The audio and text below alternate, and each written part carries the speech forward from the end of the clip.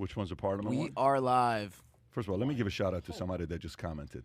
Gaucho Argentino. He just said, I would think Pat would be more punctual than this. Listen, I'll take the call out, buddy. I don't think we've been on time one time since first episode, but we are on episode number 83. Today we have Tom Zenner on and Gerard. And at this point, if Tom and Gerard go at the pace they're going, they're probably going to disappear in about 250 days because it looks like every time I see them, they lose a pound a day. They're looking better and better. Wow, thanks. But Gerard, you look great, man. Thanks, Serious. bro. Appreciate it. So this morning I'm training with my guy, and 45 minutes into it, he's video recording all this. I'm doing all this stuff with him.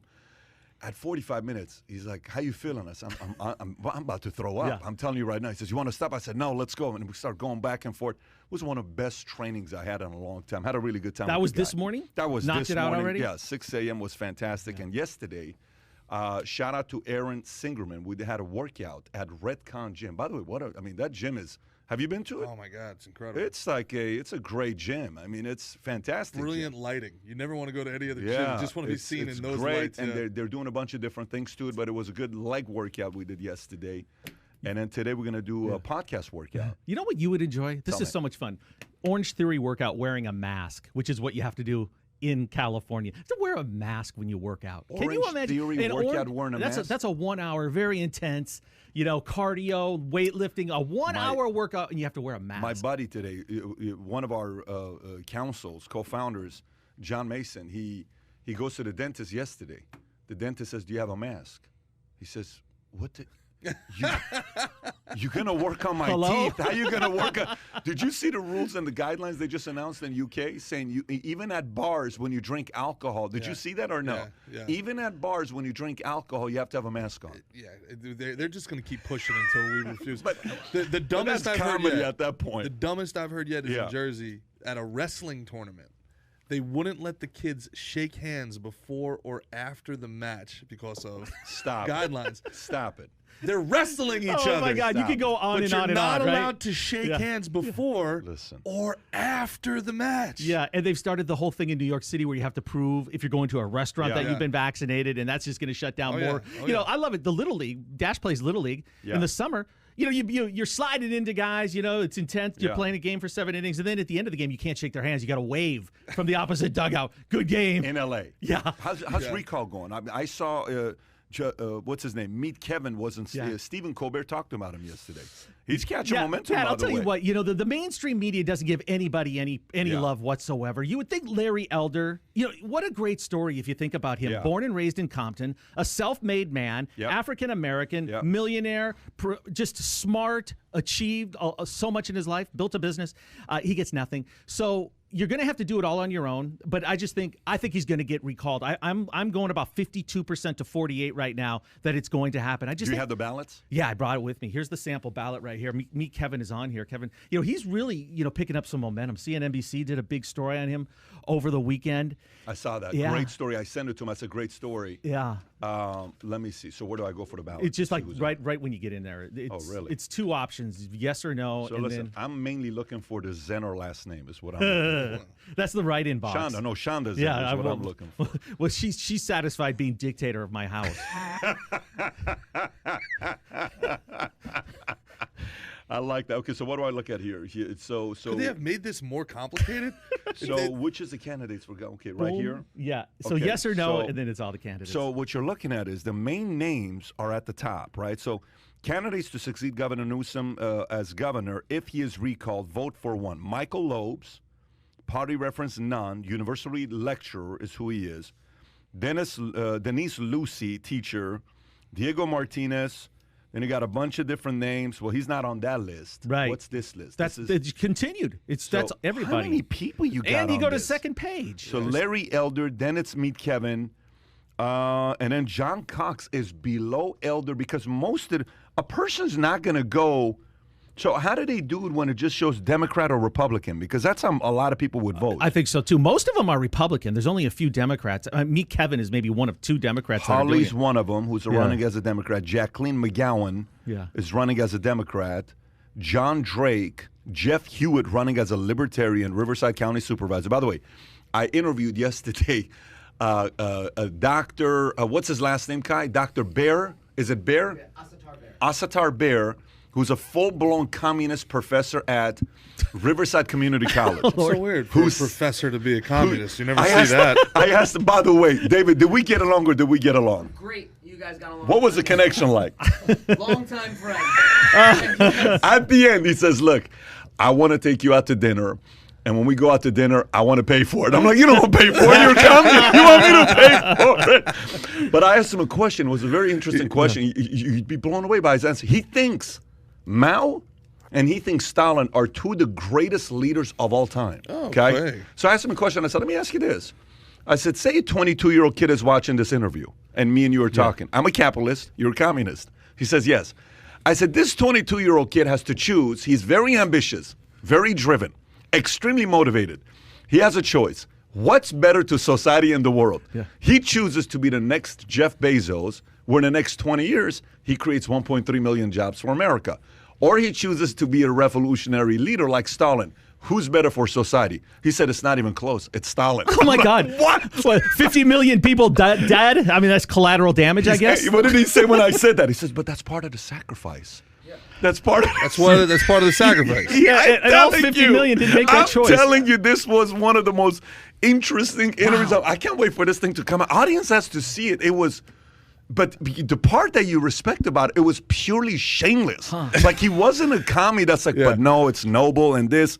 You know what's so funny? I could see the two of you guys going out to dinner. He's like, no, Pat, I've got this. And then going table to table, going like, I need $10 from you. I need $10 from you. The sad thing is, though, you can realize what it is. It's folly. The guy's crazy. But think about the influence he has on 30 people a day when he's throwing that message out there to his students. Yeah. It's unbelievable. Vulnerable kids at the age of 18, 19. That's the point. An 18-year-old would fall for it. Yeah, totally. An 18-year-old would fall for it. Everybody's a commie until they start paying taxes. Yeah, that's right. And anyways, it was very interesting. By the way, Caitlyn Jenner's also on the list, but they have him all the way at the bottom. Right. All the way at the bottom. So what do you think is going to end up happening here, by the way? Do you kind of have an idea? Or you kind of, because it's probably on the news every day in California. Yes and no.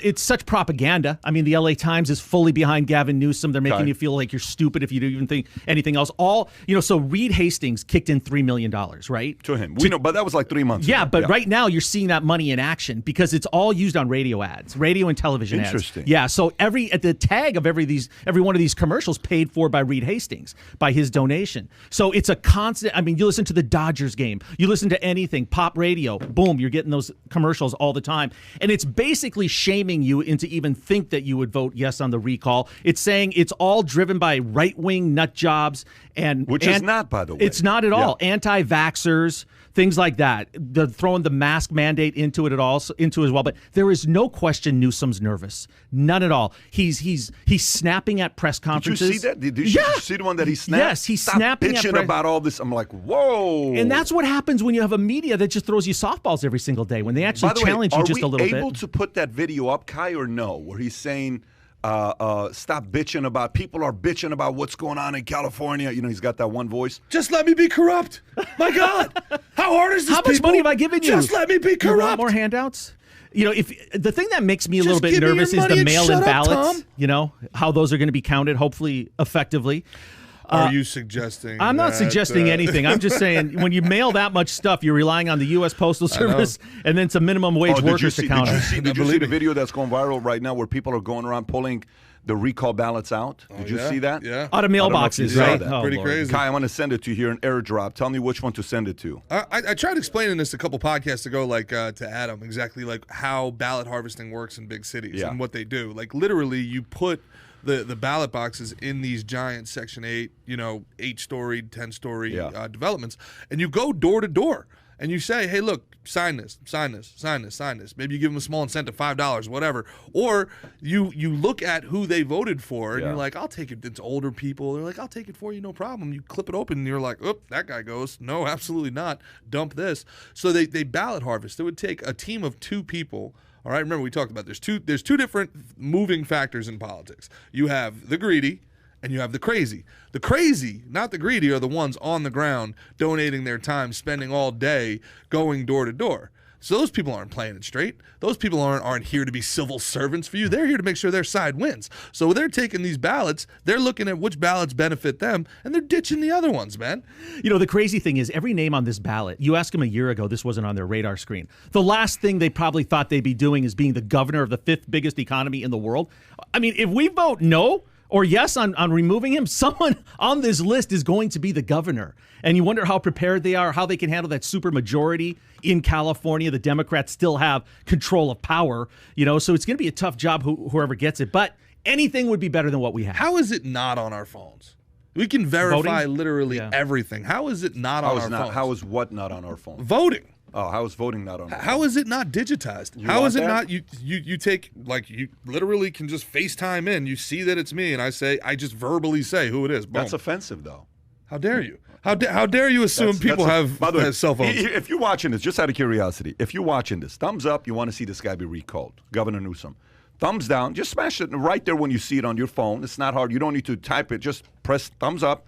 I want to see Newsom be recalled. Thumbs down. No, I kind of want to see him there because I don't think anybody can do a better job than him. I'm curious. Kai, can you play that video? I just want to show the first 10 seconds. Watch this. What the hell? He is going crazy. He's sideways. Wait. Go back. You missed it. Go back a little bit. Okay, go ahead. Nice if our homegrown teams start focusing on what's right. Everybody outside this state is bitching about this state. You should see what he continues saying, by the way. He can pause it.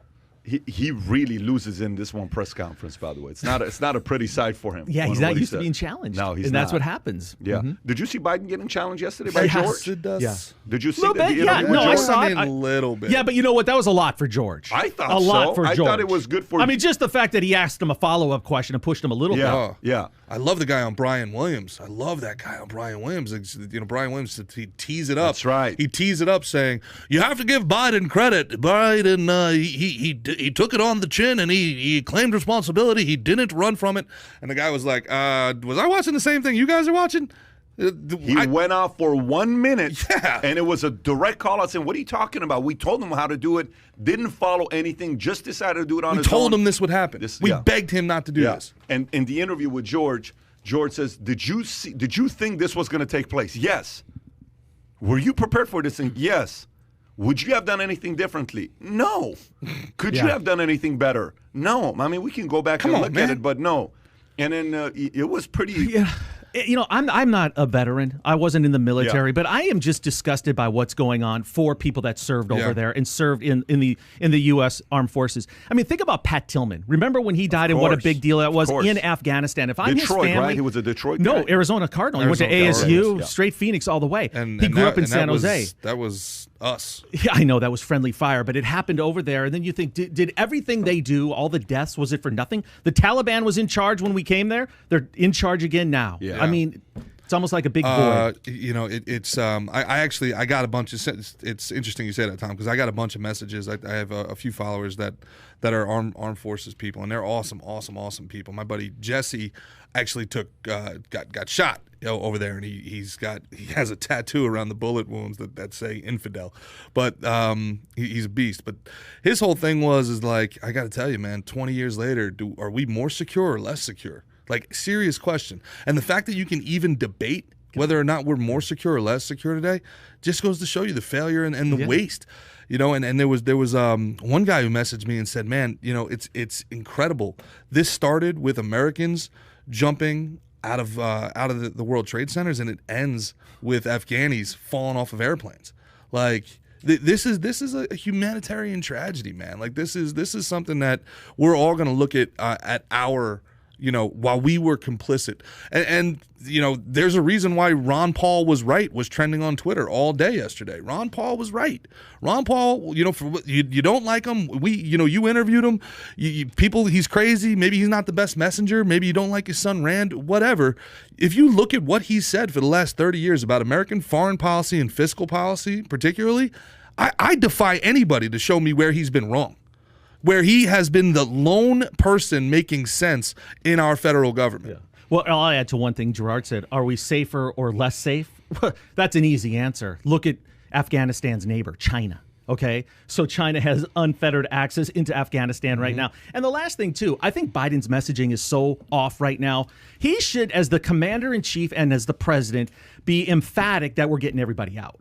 And basically their message from the Department of Defense is, hey, if we can make the deadline, that Biden has set, and if you can get to the Kabul airport, we'll get you out. But my God, I'm assuming special forces are inside that country right now, helping us and doing it and just doing it under the radar screen. If you're listening to this and you are either an Afghani yourself, okay, and you just left, used to live over there, or you're a vet, Marine, Army, whatever maybe, and you were in Afghanistan, you did a tour, please comment below or send us a text to 310-340-1132. Kai, can you put that in the comment section? 310-340-1132. Again, if you're an Afghani who lived there, or if you're somebody who served in the military and you were in Afghanistan, text us at 310-340-1132. And Kai, try to get some information about their background once they text you and find out what their background is. So, did you guys see the whole Twitter thing with Taliban and Trump and all that kind of trending? Did you guys kind of see their position? Why don't we start with that since we're already on this topic here, and then we got a lot of other things to go through. Just some stories for folks to know about that we're going to cover today is the Elon Musk receiving $6.7 billion in compensation in 2020, 11 times more than the second highest paid CEO. OnlyFans grows revenue 553% during pandemic. Both Dom Zenner and G have some comments on that. Daniel Craig reveals he will not be giving his kids an inheritance. Palantir, a controversial, interesting company, decides to buy $50 million in gold bars. What are you doing buying $50 million in gold bars? That's interesting. We will talk about that and a bunch of other stories that we have here. But let's look at Twitter. Okay, let's look at Twitter. So Twitter is apparently refusing to ban Taliban accounts, vows to remain vigilant, moderating content. This is the Wrap story. Twitter will allow Taliban-affiliated accounts to continue using its platform despite its policies against glorification of violence and threats, with the Taliban now regaining control over most of Afghanistan again after the Afghan government collapsed this week. Social media companies are now forced to revisit their policies on pro-Taliban accounts, either try to recruit new members from around the globe or spreading disinformation about the ongoing civil war. A prominent Taliban spokesperson, Zabiullah Mujahid, is still active on the site with over 300,000 followers. Mujahid was tweeting as recent as August 17, promoting a press conference. Unlike its competitors, TikTok and Facebook, Twitter doesn't have an outright ban on Taliban accounts. Facebook told CNBC it will continue to enforce a ban on Taliban accounts that's been in place for several years, and added that it is a terrorist Taliban accounts that's been in place for organization, and we have banned it from our services. Okay, so that's that part. And then Twitter slammed after Trump is banned, but Taliban spokesperson tweets freely, about the fall of this. So what do you think about this whole position Twitter's taking? Excuse me. How do you describe that? It's a lot of layers here, but okay, let's talk about the spokesperson for the Taliban. All right, so I can't really pronounce his name effectively, but it's Zabiullah Mujahid. I believe that's who it is. And he's constantly on there. And by the way, he's not verified. Hold on, wait. How long? How many times did you rehearse that before you said that name? You nailed that on the first try, man. Like, seriously? You just got off the plane and you were like, it's Mujahid. I hope I was close enough. Interesting. Wait a minute. Yeah, that was part of my elaborate ruse to get that name right today. It's flawless. 300,000 followers, and he's not verified. If you're the person at Twitter in charge of verifying, wouldn't you want the Taliban guy not mad at you and you verify and give him that check mark right away? If you watch this, if you peel it back, this is a PR campaign by the Taliban to project themselves as the kinder, more gentler, less oppressive Taliban. And they're using it pretty effectively. TikTok has banned them. Mm-hmm. Facebook has banned them. Instagram obviously has banned them. They don't have a form, but they have one. And look at it like this. How has banning Donald Trump hurt Twitter? It has not hurt them at all. Their revenue or their stock is up 16% this year. Mm-hmm. So they haven't suffered anything really from banning Trump. They're the ones being talked about right now. People are running to Twitter to see what they're saying. And it's working, I think, for the Taliban. I don't think you want to underestimate what they're trying to accomplish here and having what appears to be a willing accomplice with Twitter to let them do it.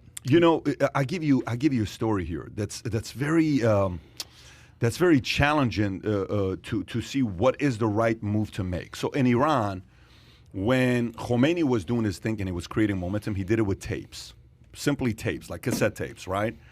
And through cassette tapes from France, he kept sending it in from Paris because he was in exile in Paris.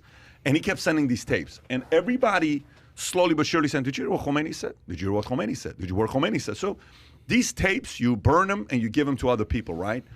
And Shah knew this was happening. And Shah's concern in Iran was more the Tudeh party, which is a communist party, than Khomeini. And his people said, listen, you got to put a stop to this.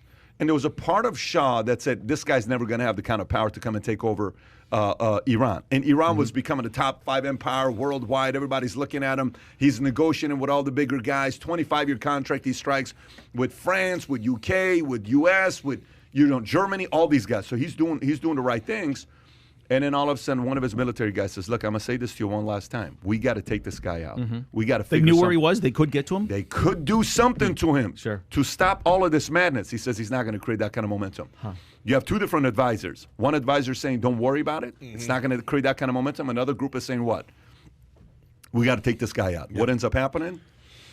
We know what ends up happening. The regime comes, takes over, revolution. 9 million people revolt over a message because Khomeini kept saying, we're going to give you free food, we're going to give you free housing, we're going to give you free all this stuff. And then Iran changes, and then now what the 500,000 people die, war, Iran's, Iraq, all that mess. I think the hardest part, like the guy I was talking to yesterday, the communistic professor, right? You're like, do you allow a guy like that to teach? Is that the biggest threat? Do you allow somebody like this to be on Twitter? Do you allow somebody like this to recruit younger people who haven't yet shaped their level of thinking? Think about you at 16 years old, 17 years old. Think about what moved us at 16, 17, 18 years old. How easy it was for us to be manipulated by somebody, right? Some of us are stronger than others, but to allow people like this to be on Twitter, I mean, what are you doing? I think you should. But you have to make sure if you're going to allow him to be on Twitter, you have to allow somebody else to be. Which you is can't Trump. Well, fine, Trump, anybody. I've been kicked off Twitter 4 times. But here's a question. 4 times. But here's a question. The Taliban's still on there. Here's a question, though. I don't know about that, and here's why. Because to me, go to your kids. Let's just say you got kids. You're 45 years old. You got 2 kids. Okay, Gerard, Heron, Michaels. Okay, you got 2 kids. Are you okay with your kids kicking it with anybody? Yeah, I think so. You sure? I don't have kids. It's hard for me to say. Okay. Gotta have are you okay with your kids kicking it with anybody? Absolutely not. Why not? Because I'm actually opposed to him hanging out with some of his friends. I've identified people that I don't want him being around. But why not, though? Because bad judgment. That other person does stupid things. You could be involved in it. At what age are you comfortable? First of all, you don't have a choice at certain age. Yeah, but right. At what age are you like, I can't do nothing about it? You know what? I hope I'll always have the relationship where I'll have that sway Influence? with them, Yeah. and I know I will. But, at the age of 21 or 20 or something, when you don't have day-to-day contact or whatever, you're not paying everything. Someone's going to be able to go Yeah, out there sure. And But then you just hope you trained them right. Tom, man, if you've raised your kids right, what if your kid can be the positive influence in that other kid that you don't like? That's not my responsibility. Yeah, but I would rather protect him from something that is not his fault that could happen. You can't insulate him from ideas. No, but it's a wide open world. By the way, I agree. Here's a random question for you. At what age did you see pot? 12. Okay, at what age did you see pot? Maybe 15, because I grew up in the Stone Ages. Okay, yeah. So I'm the same age, 12, 13. Yeah. At what age did you see cocaine? 14.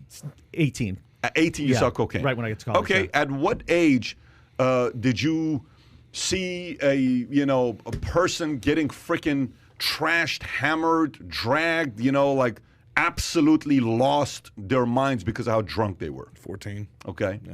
Late teens. Late teens. For some people, it may be different because it could be your parent, right? Because some people See it 2 every years day. old. That's how my yeah. mom or my dad. But I get what you're saying here. But here's my point to you. The point I'm trying to make to you is, eventually, you're going to see it. Yeah. How old were you the first time you saw somebody pull a gun? How old were you the first time you saw a stabbing? Or have you seen somebody die? Have you seen some of the things are going to happen? But to allow somebody that is purely about violence, Gerard. This is not like an opposing idea. Yeah. There's a big difference between ideas. So to, what do you call it? To the Shah, he was more worried about the idea of communism, and he was less worried about a guy that wanted to revolt and absolutely, he killed every one of his generals. Sure. The Khomeini killed every one of his generals. So which messaging do you have to be more worried about when you're running a nation? I need to look. I think we should be ever vigilant, and I'm no fan of the Taliban, but I also remember the IRA were a terrorist group, and now they're a legitimate political party as well. The IRA, with Sinn Féin, are a legitimate political party, and they were terrorists. They absolutely were, and they were murdering terrorists. But to them, they were freedom fighters fighting an oppressive regime. I'm not pro-Taliban, and I find this world we're living in so crazy that the week started with the Department of Homeland Security essentially describing me as a terror threat, and then I'm listening to the Taliban spokesman. What do you mean describing you? Well, the Department of Homeland Security put out a terror threat. Who is a high terror risk? People who are skeptical of COVID measures, people who love America, and people who are use the word patriotic, and people who have deference for the 9/11 holiday. Those are all. They was on Lester Holt. You saw that? Did you see that? Yeah. So they basically described me. And I'm like, holy crap. Check. Yeah. I'm like, what? And then that's on NBC Nightly News. That's how my week begins. Now my week is ending with me listening to the Taliban spokesperson give American companies a lecture on free speech and be right about it. Yeah. And I'm like, wait. So my week started with the Department of Homeland Security, and it ends with Taliban. Like, whoa. What message? What are you? Okay, not like saying, is there something for you to say, I don't think that's cool to allow on Twitter or anything else? I think the market of ideas, I believe in humanity. I believe in the invisible hand. I think that we don't need laws telling people not to block the exit if there's a fire, because if there's a fire, people will leave the exit, right? I think that the way you stamp out extremism is by shining a light on it. I think that you don't have to amplify one voice or another. Extremism to me is cancer. You talk about Khomeini, I would have said take him out. I would have said 100. And this is the problem I have with my libertarian friends, and this is where they get after me. I don't believe in the non-aggression principle. I don't. I think counterpunching all the time is stupid. I think some things you have to get in front of, and you can save a lot of people. Okay? You cannot negotiate. There's a part of that that's contradictory, though, isn't it, based on what you're saying? Because what? If that's what you're saying, isn't it good to get ahead of something like this? Isn't it good to get ahead? Let's just say this guy that's got 300,000 followers, he converts one guy that's more aspirational than anybody else, and he becomes the next guy that costs 1 million lives. Can't we get ahead of it? But just to complete that thought, that's a great point. But you said it yourself. Khomeini was banned, and that made him more popular. He went underground. MAGA isn't gone. It's underground. It's not just because Twitter exists because, frankly, Republicans and conservatives fell asleep at the wheel and they didn't compete in tech. There's no question. And they didn't compete in education. 20 years, the fact that there's no place for these folks to go, it's not the left's fault. The left out-competed and they out-innovated. It's the right's fault. I don't think that's it. So. Hey, I would say this. Don't underestimate the Taliban. This is pure propaganda for them. And I'm not so worried about an average person falling for this. I'm worried about mainstream media buying into this crap and then continuing the narrative that the Taliban has changed. And these guys are smart. And let's also remember one thing. They're not a government, all right? They are not a government. They are extremists, radical Muslims that have taken over a country. U.S. government is right now negotiating with the Taliban to let the troops be released. U.S. is negotiating with the Taliban right now to allow the translators to be released. I mean, U.S. is negotiating right now directly with the Taliban. Yesterday, one of the press conferences, they asked the general, hey, it sounds like you're negotiating with the Taliban and you're waiting on Taliban to allow you to get the troops to get out. Is that true? And did you see what the guy said? What? It's like, General Milley and you guys didn't see that? Yeah. It was the most awkward moment. Yeah. Like, that's what's happening right now. So, I don't know. I think I think I'm a part of, you got to get ahead of it before it becomes a bigger problem. I'm more from the mindset of only the paranoid survive.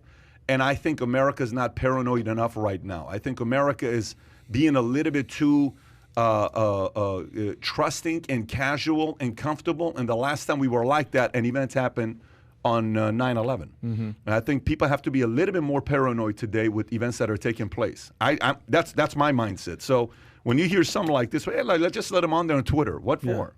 But think What about for? it. But I don't Twitter, know. everybody's talking about Twitter every single day. Yeah. I mean, they're probably going to let it ride until they pull an ISIS and start showing decapitations or something, and then you have to get rid of it. Yeah, to me, I think the marketplace of ideas wins.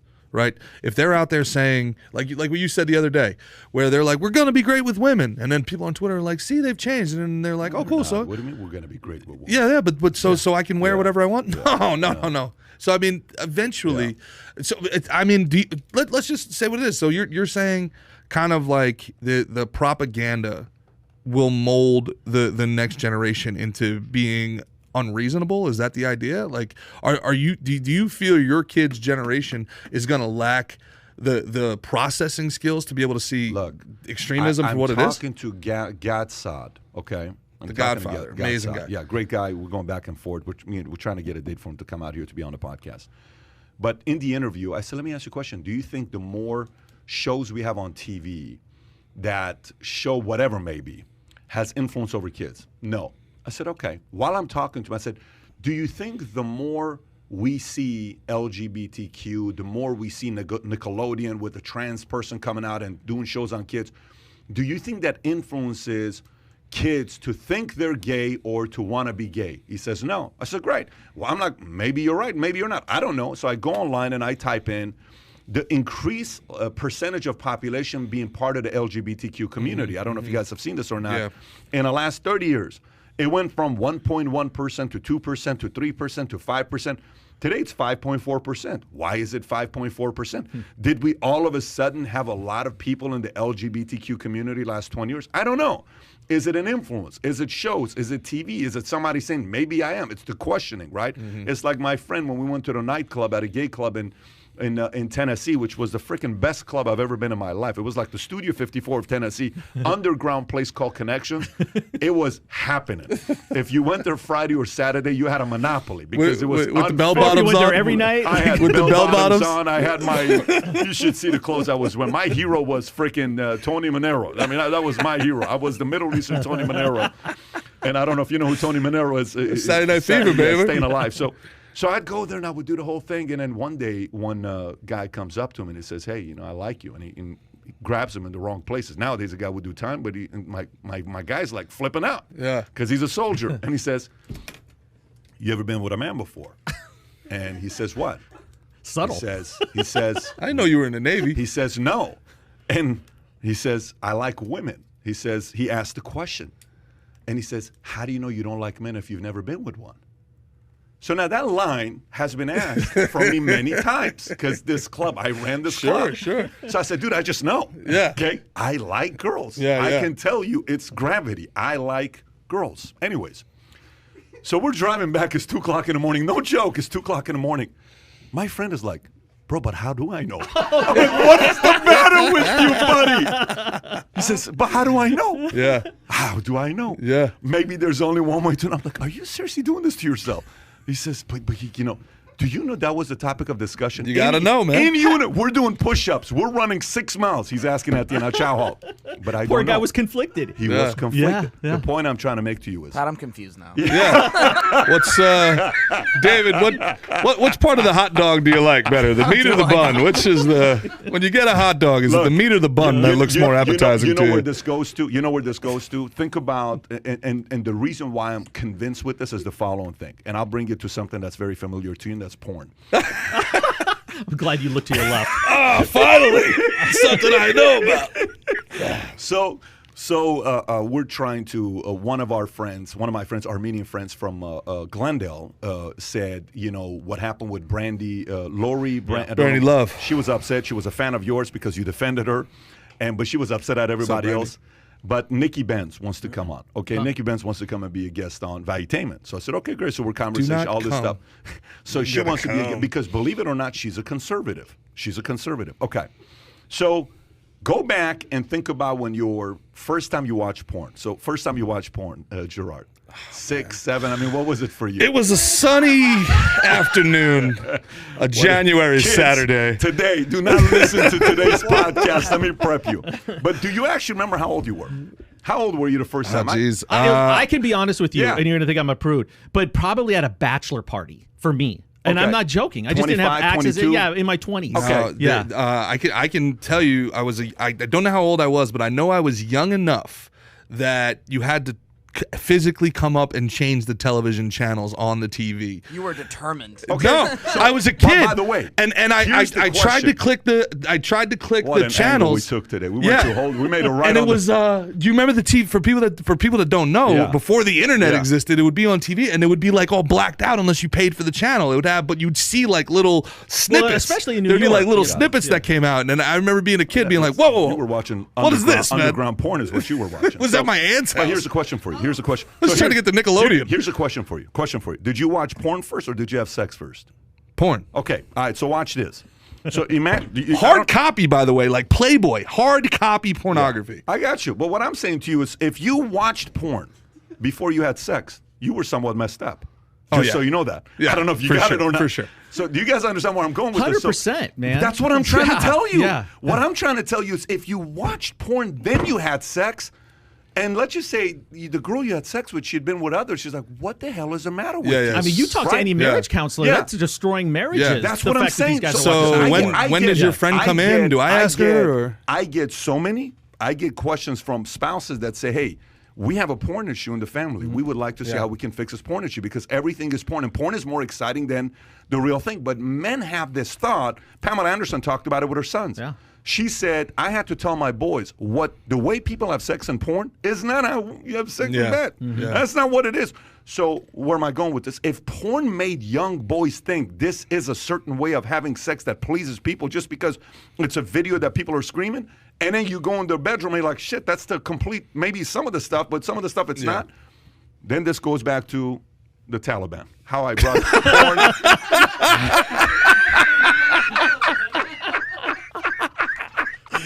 Because the people in Afghanistan are getting it right now. Stay with me. How I took this story from a gay club to porn back to this. This is like a Biden speech came to life. It's like hell of a lot more entertaining. Come on, man. The point I'm trying to make to you is influence. Influence. I'm telling you, my concern is influence. You leave people like this on. The wrong person who doesn't know is going to say, but how do you know? Yeah. But how do you know? But how do you? Maybe America does suck. Maybe we don't. Maybe we are the ones that killed. Maybe we are a terrible empire. Maybe we are. That's the part that you have to be a little bit careful with. That's the part you have to be a little bit careful with. There has to be reason, again, though, Pat, because people aren't getting on trash floats and heading into the ocean to escape evil America. People aren't clinging to their nails to the... You know what their vision is? Okay, so what's the communist vision? Tell me communist vision. Oh, man. What's communist vision? To eliminate greed, to eliminate billionaires, to eliminate the rich, to eliminate the bourgeoisie. I think that's BS. I think that their vision is their self-empowerment under the guise of humanitarianism. I think it's control and force. It's control for sure. But let me ask you a question. What's a socialist vision? I don't see any difference between the two. They're slightly different, but let's just say it's pretty close to each other, right? That's like 52nd Avenue, 53rd Avenue. Sure. Socialism is just it's just the economic engine behind capitalism. I mean, communism. But the Taliban? You think their vision is control and force? You think that's what it is? Yeah. No, that's not their vision. It's an interesting thing with the Taliban and all these freedom fighters, though. Because all they care about is eliminating authority. Yeah. And then what happens when all you've done your whole life is challenge authority and fight authority? Then you become the authority. Yeah. Did you see some of the other images that were out with these guys on bumper cars and they took over an amusement park and they were having fun? I mean, they're trying to humanize themselves. And I agree. People are, vulnerable to this messaging without a doubt. And the point I made earlier, too, is once mainstream media starts buying into it, which they probably already are, then there's another way you're going to be subjected to it. And you mentioned kids. I mean, kids are getting bombarded every single direction they go. College, from professors, Hollywood, in elementary school right now. Here's the next thing that they're going to do to kids. They're going to segregate them on whether they're have been vaccinated yet. And the FDA hasn't approved the vaccine. And you're talking about 12. By the way, Culver City in L.A. just is the first school district in L.A. that is mandating that 12 and above have to be vaccinated to go to school. All right. They did that this week. Okay, what? Culver City School District. I used to work in Culver City. Yes. Right by Sony. I used to work at Sony right at Bally's. But go ahead. So you got to get vaccinated if you're 12 and up? Yep, to go to school. This year, they just came out with it yesterday. Yesterday or Tuesday. I know. And it'll fall like dominoes in the rest of L.A. I guarantee you. Here's what I'm trying to, what's the formula? People come to America for options and choices. How do you lead with force? Mm-hmm. You know, for years, we took flu shots and we took vaccines. It was a choice. Yeah. You took it. This is when you do force. It's not a marketing strategy that's effective. Yeah. Plus, those vaccines were FDA approved. I think you get a lot of people that are just a little bit afraid of the fact that it's not FDA approved. Although it could happen, I heard, by the end of August. But yeah, that's what kids are dealing with right now. Well, look, to go back, and that's a whole nother ball of wax, man, that the segregation that they're doing right now and the stratifying of society between the obedient and the disobedient is something that's really, really troublesome. But look, I have to admit, and maybe the reason, Pat, that I feel the way that I feel about this is because after 9/11 happened, I grew up in the shadow of the towers. I became, there's no other way to say it, like an Islamophobic. I really did. I for a long time, for years after, I was one of these dudes that was like, nah, screw Muslims. They're all the same. They're this and that. Like they destroyed these people. And dude, I was wrong. I was young, and I was flat out wrong. So when it comes to this, I have to wonder, man, like so much of what's going on in Afghanistan is the fault of our government. George Bush, Dick Cheney, Donald Rumsfeld, the entire, establishment regime, for whatever reason, whether it was oil, whether it was access, whether it was poppy, whatever reason, we were there we weren't there for the right reasons, and we destroyed an entire generation, man. And this is our cross to bear in some ways. And I'm not pro-Taliban. I got to say that as loud as I can again. But I also don't want to fall into that same category of we're the good guys, they're the bad guys. We're on the side of righteousness, they're on the side of evil. You know what? We have to have some enemies, right? Because right now, I mean, we do have legit enemies, but no one is hearing about that. And if you're a kid, the messaging you're hearing, and if you're a vulnerable person, is the only enemy is someone that doesn't believe in what you believe politically. Or maybe socially. Yeah. That is the only enemy, and that is the only message these people hear. We don't talk about threats to this country and the legit enemies that we have. I am way more worried about the fox in the hen house than I am about the Taliban 6,000 miles from me. I have to be honest. I am way, way, way more concerned about Ivy League professors than I am about the Taliban right now. I am way, way, way more concerned about media executives inside my own country than I am about the Taliban. So you're worried about shaping up the mindset. I am. So you're more worried about that commie professor than you're worried about the Taliban. No doubt about it. No doubt about it. So you are the Shah. You're thinking like the Shah. You're worried about a mindset spreading. Is what you're worried about. I am worried about things that I think that we can control. So here's a question for you. I got a question for you. Okay. Historically, do you know how the communist membership has done? Have you ever studied how the communist membership has done? In the United States. Have you looked at the numbers? Yeah. What have you noticed? What have you found? That when times are bad, membership goes up. When times are good, membership goes down. Flat out. And by the way, how bad is a drop-off when times are good? Yeah. It's almost to the point where they have to make times bad. Of course. To recruit. But when the times are great, what happens to their membership? They fall away. They fall away how bad? Is it by 5% or like 80%? Yeah, everybody grows up essentially. Everybody grows up 80%. Okay, let me ask you a question. Percentage-wise, go from 1930, 1940. When did Karl Marx start really creating momentum? What year? Well, Karl Marx was the 19th century, but yeah, I would say the Bolshevik Revolution, end of World War I. So let's just go from there. Let's go 20s. Yeah. Okay, let's go 20s, 30s to today. Okay, go 20, 30s till today. Percentage-wise of communism membership in U.S. Is it the same today as it was 90 years ago? It's an interesting question. Percentage-wise? Yeah. Okay. I'm not talking number. I'm asking percentage. Yeah, it's an interesting question. Yeah. It's probably lower. Okay. But I think it has way more people in the mainstream sympathetic to the ideals. Sympathetic is different, but there are a lot of sympathetic people. Moms are sympathetic to, but it's okay. You should forgive them. It's okay. It's okay to be sympathetic. But the membership has declined. Yeah. Is that a fair thing? I would think it has. I mean, listen, yes. USSR is or it's rebranded. The actual Communist Party. China has now got an element of capitalism in it. It's the government that's communism that wants to control the narrative. But the business, you can go out there and make money in China. Yeah, it's feudal, but yeah. Okay, so all I'm saying to you is the idea of communism has gradually lost momentum. Is that fair? Percentage-wise? Yes. Okay, so now let me flip the question on you. Here's a question for you. Go from 40 years ago, 1981, to today. 1981 to today. Taliban, Hezbollah, extremist, any of those, not Muslim, the religion, that's the biggest. I'm not talking the religion. Yeah. I'm not talking about the people that you deal with who are Muslim, who are peaceful, loving, caring. They're just like, how are you a Muslim? Yeah. I'm a Muslim. Mm-hmm. I follow some of the stuff that Prophet Muhammad talked about. But has the Taliban, Hezbollah, ISIS, have they increased in the last 40 years? Yes. Percentage-wise? Absolutely. Is it by a small percentage or is it by a big percentage? Well, it's by a big percentage, and a lot of that's our doing. So what I'm saying, I don't disagree, but their number one enemy in the world is America. Mm-hmm. Because everything America stands for, they don't stand for. Everything America stands for, they don't stand for. They want to do whatever they can for everybody who represents the westernized mindset to be taken off of the face of the earth. Anything to do to get rid of them. Point I'm trying to make to you is the one you're worried about sometimes is proven that it doesn't work. They're just a bunch of people that are going around, crying, whining, well, it's not fair. Let me tell you that these capitalists, all they want to do is put people to work, and it's like slavery, and it's this. The ultimate slavery is communism. Let's face it. That's the ultimate slavery. But the one you have to worry about is guys like this. So for me, when they're okay with them creating this kind of momentum, just look at the percentage of growth the last 40 years. It validates what we have to really be careful with. Mm-hmm. They flat out hate you. Right. They don't not like you. No. They hate you. They want you dead. They wish you were not here. It's a very different mindset when you think about that. Are you guys okay if we go to a softer topic? Yes. This is pretty serious for some time. Speaking of Brandy Love. Let me see what else I'm down here.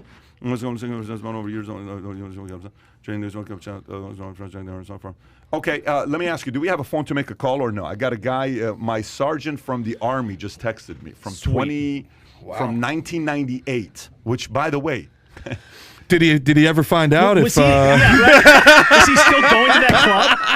How long has he lived in Nashville? What's crazy, if he's listening, he actually went to that club with me, but I don't...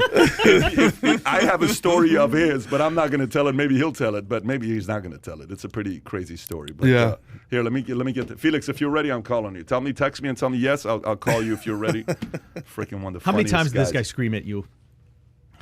Who? This guy we're calling. By the way, let me just tell you, do you know what his size is? Felix, let's see if he's on or listening to this before I call this guy. Felix is, oh my gosh, Felix, I got like a billion stories. Did you say he was like your corporal, or who was he? An officer? Sergeant. I was a specialist. He was a sergeant, and he was the sergeant of supply. All right, let's see if we're gonna get a hold of this guy. We hear dance music in the background. Felix Gutierrez, how are you? I'm doing pretty good. How about yourself, Patrick? I am doing good, man. So what's the word? What are you thinking about what's going on here with Afghanistan? Tell the audience who you are, tell our relationship, and give us your idea about what's going on in Afghanistan. So Patrick, I saw your video, and of course, rest of the world, I'm sure they look at those videos and are in shock. I mean, I've had a lot of family and friends, and even people I served with. Just kind of give a little bit of my background, like you were saying. I'm 20 years, Army retired. I have 5 combat tours, 3 of them being in Afghanistan, or actually 3 being in Iraq and 1 in Afghanistan. So I spent over 4 years of my life, in the Middle East between 2003 and 2011. Our relationship, I know me and Patrick, we served together back at Fort Campbell, back in the day. And, I remember you telling me stories about life, in Iran growing up. And so, as far as, I didn't get that perspective of living in the Middle East until, of course, I spent, a good chunk of my life there. And, what I see is just tragic. It's unfortunate. And like I think I put on your post, the fact that, when I hopped on a plane, I remember the colonel briefing us. I'm there in the hangar at Fort Campbell. Yep. And it was like, how many of you guys been to Iraq? And, of course, I raised my hand. It was my second tour at the time. I did 3 tours total.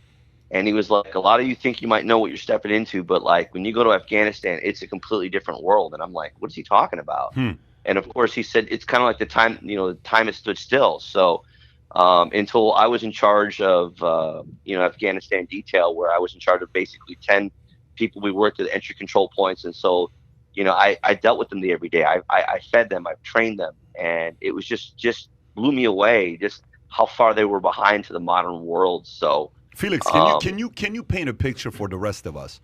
Iraq, Afghanistan. So modernized education, level of lifestyle, what it was like. Maybe paint a picture for some that don't know. Okay, so I mean, I guess the best way I can put it is like, my parents originally grew up in Mexico, right? And so when as an American, I'd go to Mexico, I would always be in shock of like, it's like a kind of a second world country, it's just not as developed as America, the technology, infrastructure. And when I went to Iraq, I kind of identified it as kind of like, I would say, not say like Mexico, but as far as just infrastructure and the people and the education, but maybe just a little bit behind.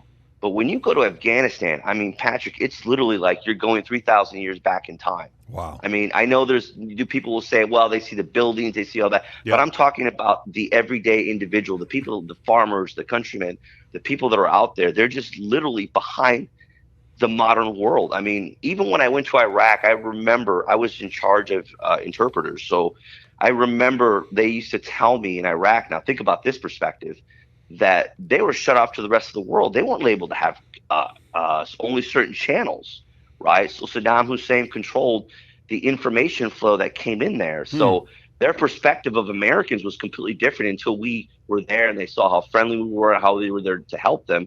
When they were given that, or they're shut off to the rest of the world. They don't know what the rest of the world looks like, if that makes any sense.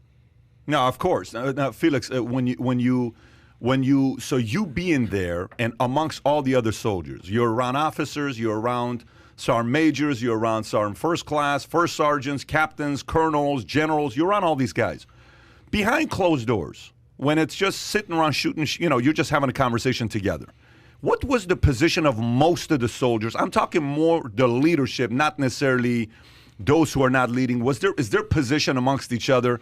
Why the hell are we here in the first place? This should have never happened. What the hell are we doing? It's a waste of money. We could be back. It's costing so many people's lives. Or was it more from the standpoint of we got to do our part to help? It's so necessary for us to be here. If we weren't here, it'd be such a shit show. It'd be much worse. What was the language of leaders? Not victims and complainers who don't want to be there, who can't wait to come back. I'm talking those who are aspirational leaders that one day want to move up in the ranks in the military. What was the conversation behind closed doors? I mean, honestly, I really feel that even as leaders, even for some of even the soldiers, is like, you might join the military for different reasons, and respect for whatever they join for. But once you go there, I mean, you're a human, Patrick. I mean, you should know this, right? You're like, wow, I can't believe people live like this, or they have lives like this. And so, I think overall, for a lot, the sentiment is what basically you're looking for, is that we realize that this is a real problem, and the fact that if we don't change, and I think I send you a text saying that we need to be there for 100 years, and I know of course that's going to cost the taxpayers a lot of money. I know there's people that have to go there and serve, but it's not just America's problem; it's the world's problem. And I feel that. Got it. So Felix, your position is that we should have never pulled out of this last week or 10 days ago. We shouldn't have pulled out. I mean, from a humanitarian, I'm sure as people look at in awe, right? I mean, of course, I don't write the checkbook, and I know that that's a cost to American taxpayers, and I know there's people that actually have to go there and serve and potentially risk their lives. But I think from a humanitarian effort, I mean, you're looking at it that these are people and individuals like anyone else, and until you're there and see it and realize like how good you have it here in America. And you should know that. You're telling me the stories of when you used to get bombed there in Iran, but it is just completely opposite out there. And it's like when you see the kids and they're just like, you give them. I have a picture, and I wish I had it. And this is in Iraq, so this is back in 2003 when I was convoying back from being there, and I remember stopping on our convoy like literally like 5 a.m. And some kid ran up to me, and I'm literally like giving, and he was just like, "Can I get he was like water?" And I gave him a bottle of water. And you thought I would have given this guy, this kid, $10,000. I mean, it's just a different mindset. And until you have that experience, I think it's very moving. And people, I think overall, even the world, I mean, even as Americans, I think we're very empathetic to people's causes. And of course, we want to help a lot of people. And I know it's tough. Someone's got to step up, but I don't think it's just America's responsibility. It's the world's responsibility. Hey, Felix. Sorry, buddy. Go ahead. This is Tom. This is Tom Zenner. I have a quick question for you with your perspective fighting the Taliban when you were deployed there. What potential do they have to actually change? Do you buy this, that they could be a different version of the Taliban right now? And B, what would realistically happen to any Americans or contractors that work for America as interpreter or anything else? What would happen to them if they were left behind and not rescued? I'll be honest. I mean, the hatred, from them is that's all they know. That's all they've been raised on.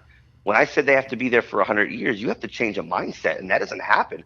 I mean, think about it. I was there in 2008 to 2009 for 13 months, and it's just completely different mindset. You have to go in there and change. It's a generational thing. And when I say 100 years, these people just think different. Well, I was mainly wondering, will the Taliban kill any Americans or their contractors left behind? Are their lives in danger if we don't get them out? And do you believe the Taliban can change? From my perspective, I would say yes.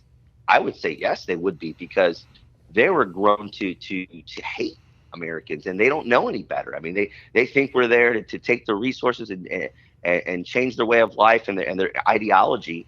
And if they feel that way, I mean, they don't think anything about us. I mean, it's just their language of how they speak. Felix, a follow-up question for you. Here's a follow-up question for you. Let's get a little bit more logical. So all this stuff you said, I'm fully with you. I totally I remember when I got on the flight, the Lufthansa flight, when I left Iran, July 15th of 89, and we crossed the border, and the flight attendant says, we can officially serve alcohol. Everybody started cheering and clapping because they finally felt free. You did not feel free until it left the Iranian border. That's when we finally felt free.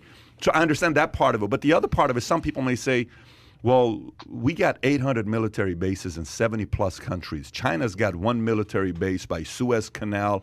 Djibouti is their base that they have in Djibouti, and we got all these other bases. We're spending all this money. We're spending all this taxpayers' money.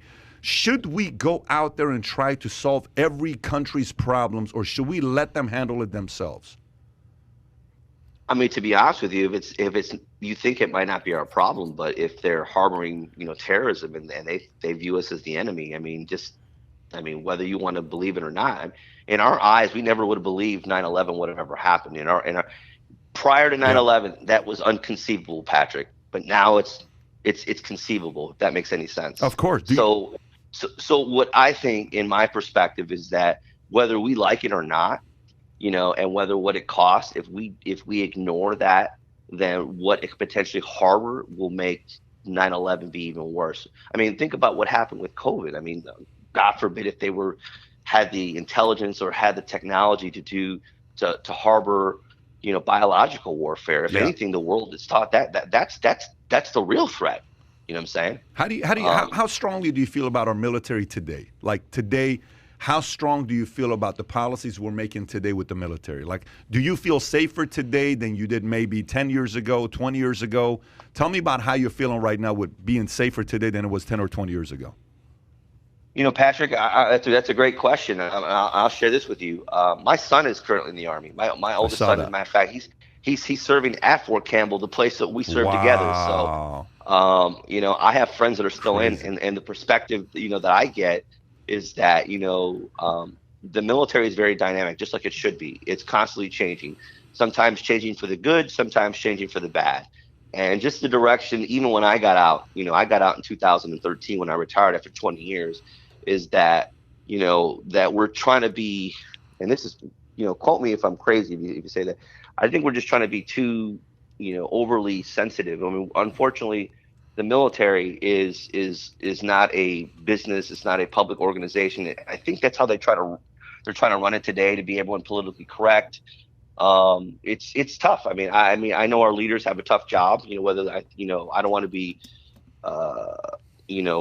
critical of the commander in chief. The best you can do is say, hey, when I was in the Army, we're going to support him 100%. That's our job, especially being a leader.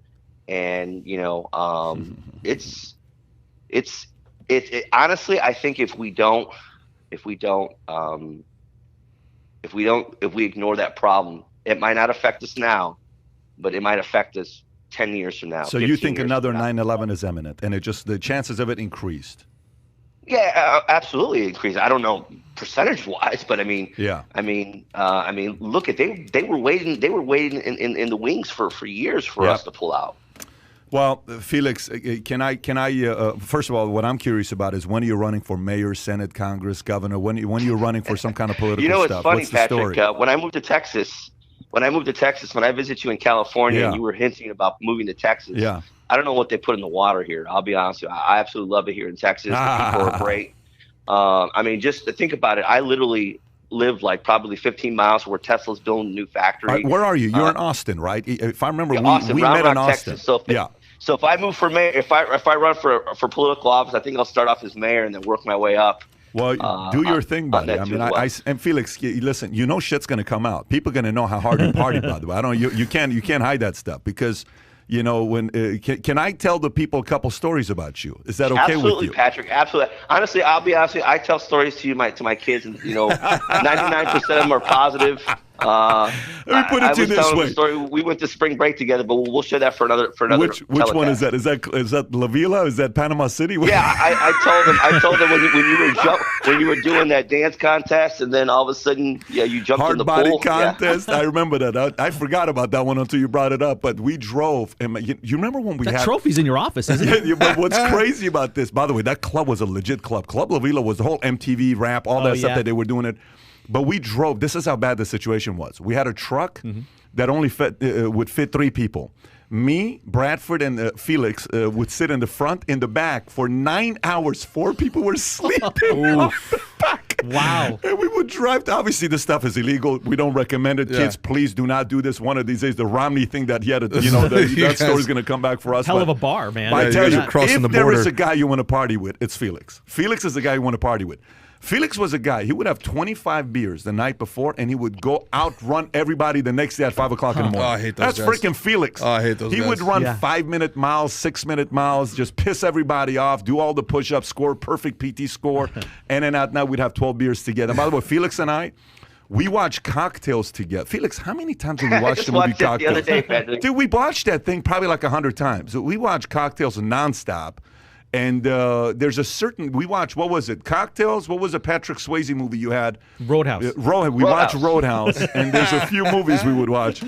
And hey, Patrick, speaking of movies, I want to kind of give you, if you ever want, I know you're doing your Mafia with your Mafia movie. I've got some good perspective of Goodfellas that no one's ever done before. If you ever want to sit down and do I'm good with the autopsy of Goodfellas, I'm your guy. We will. I am definitely looking forward to that. One of these days, you got to come out to Florida. We'll do something together. But Felix, good to have you on, brother. Give everybody my best. You said Florida. You moved to Florida now? I'm in Florida, right? I'm in Fort Lauderdale right now. I don't live in Texas anymore. I'm in Fort Lauderdale. I've been here for what is it now? 7 months? 6 months? 7 months? We've been down here, Florida. Well, I definitely know Anita said that she wanted to do the Valuetainment tour, so we'll definitely come out that way to Florida sometime and get the tour and get a chance to catch up. So thank you for having me on the show. I wish my best for you and your family, and hopefully we'll have a chance to catch up soon, okay? Appreciate you, buddy. Take care. Bye-bye. What a freaking guy, man. This guy, he was a pool hustler, sick player. Like when I took, maybe he was the best player on the entire base out of 30,000 soldiers. But we'd go to a place. Here's what this guy would do. He's 5'6", 125 pounds, Felix. We'd go to a billiard hall, a pool hall, right? He would start, talking trash to everybody. And here's what he would do. He would say something. Say something. And then, like challenge him. Challenging people. I dare you. Okay. I'm on the other side. He says, say something. You see that guy? That guy's my friend.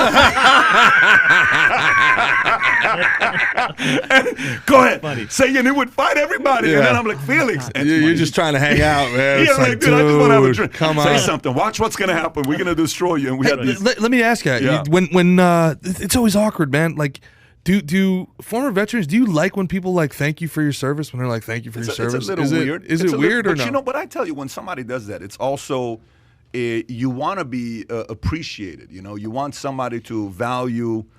This is 20 years you're talking about. By the way, one of the stories you didn't talk about, he was in a Humvee when they went over and I don't know what it was. Felix drove. There was like an explosion, and he was in there. He saw this stuff. Wow. So it messes with you a little bit. Sure. And when you get out of it right now, he's been away from it for nearly a decade. But when you get out of it at first, it's mentally and emotionally challenging. So, yeah, but it does, it's always great when people say that. It's always great when people say that. So, okay. So, Felix, that was great. Let's continue. Stories here. Which one do you want to go to? Let's go to Gerard's favorite story. OnlyFans Palantir grows revenue 553% during pandemic, and that's $390 million after lockdown left consumers looking for entertainment and out-of-work performers looking for a place to provide. Report to FT, the London-based platform offers sex workers, fitness influencers, and celebrities like rapper Cardi B an avenue to connect directly with the fans and get paid via subscription services plus tips. Its users base grew from less than 20 million to 120 million. Over 300 creators earned more than $1 million in 2020. Yeah. Wow.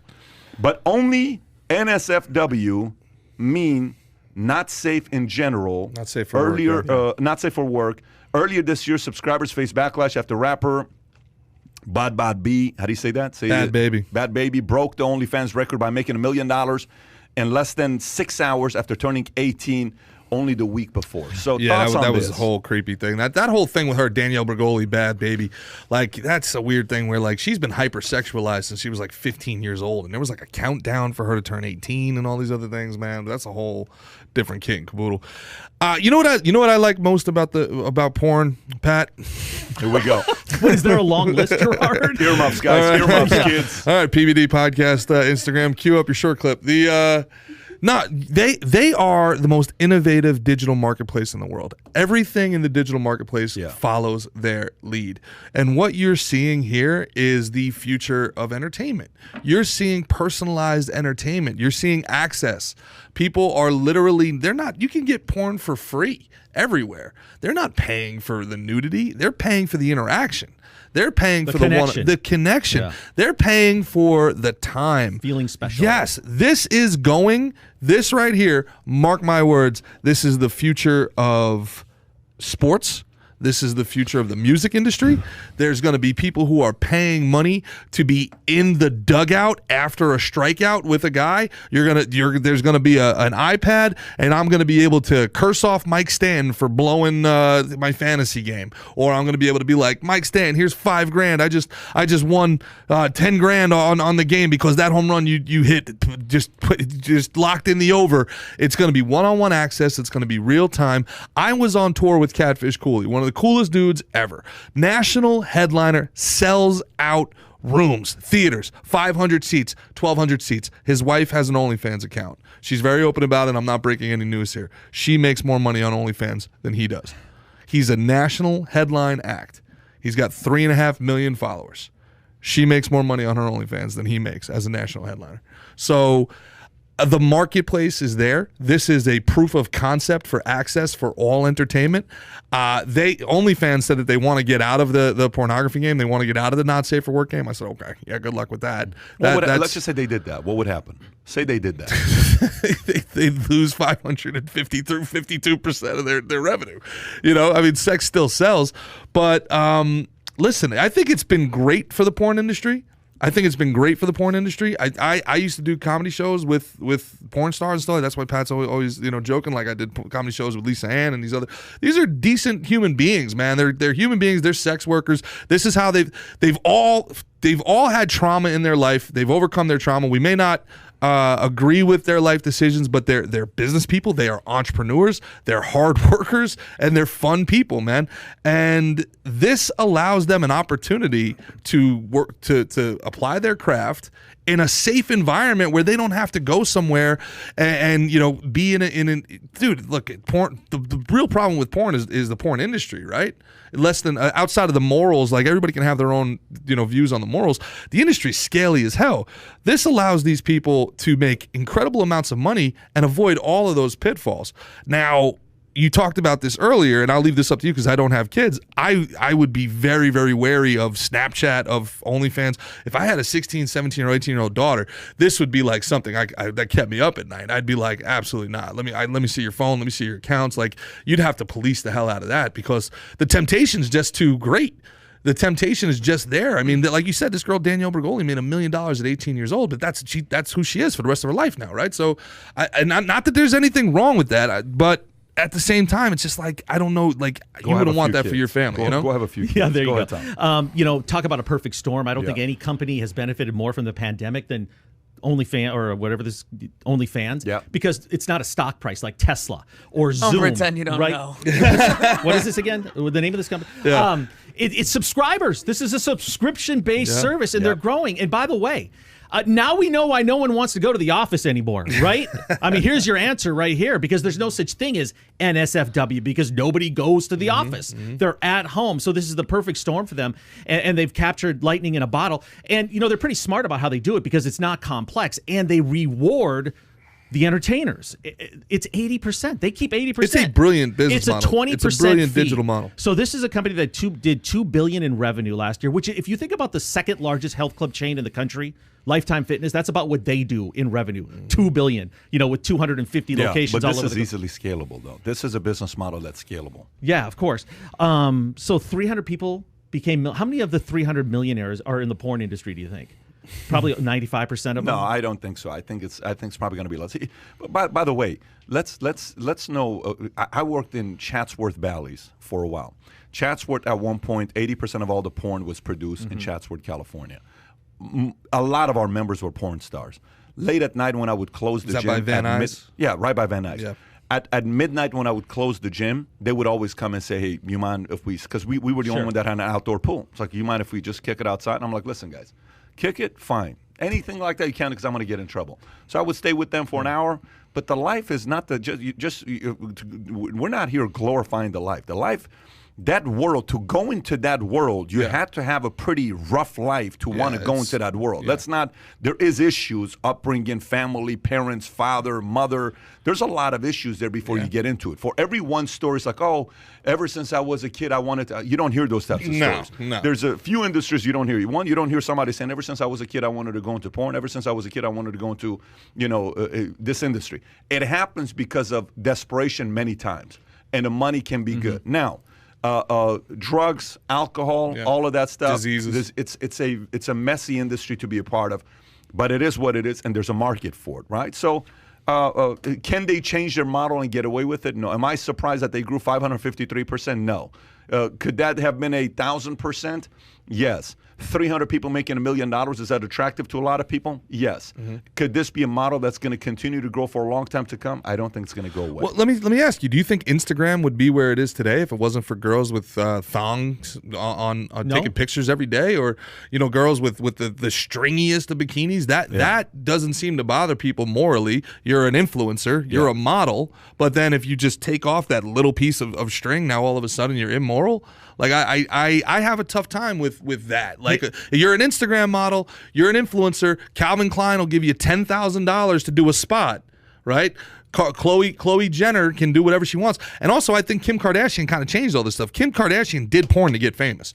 She all but admits it now that it was the mother's idea to put out this porn tape so that she was no longer Paris Hilton's closet organizer. Now she becomes this international brand. And how many other people have done the same thing? The teen mom, this and that. It was like porn was something that, oh my God, I can't believe this happened with Pamela Anderson and Tommy Lee. Now it's something people do to like jumpstart it puts their you career. On the map, It's nuts. It gets you attention. By the way, they don't have an app yet, right? So this is all just online. Do you think if they get an app, that makes it grow? Man, that's crazy. way more? So you're going to be sitting on the subway in New York and someone's got their phone out with their OnlyFans. It's got to get it in. Like, all right, let's go to the next story. Let's go to Daniel Craig reveals he won't be leaving his kids any inheritance. Okay. So Daniel Craig, who is who? He's 007. He's James Bond, right? Good-looking guy. Knives rock Out, star, good movie. absolute stud of a guy. Says he will not be leaving his kids any money to his children from his inheritance. The 53-year-old James Bond star was asked about leaving his two daughters money and said, "Isn't there an old adage that if you die a rich person, you failed?" Daniel continued in his quote to Candace magazine, "I think Andrew Carnegie and American Industrials gave away what in today's money would have been $11 billion, which shows how rich he was, because I'll bet he kept some of it too." He added, "But I don't want to leave great sums to the next generation. I think inheritance is quite distasteful.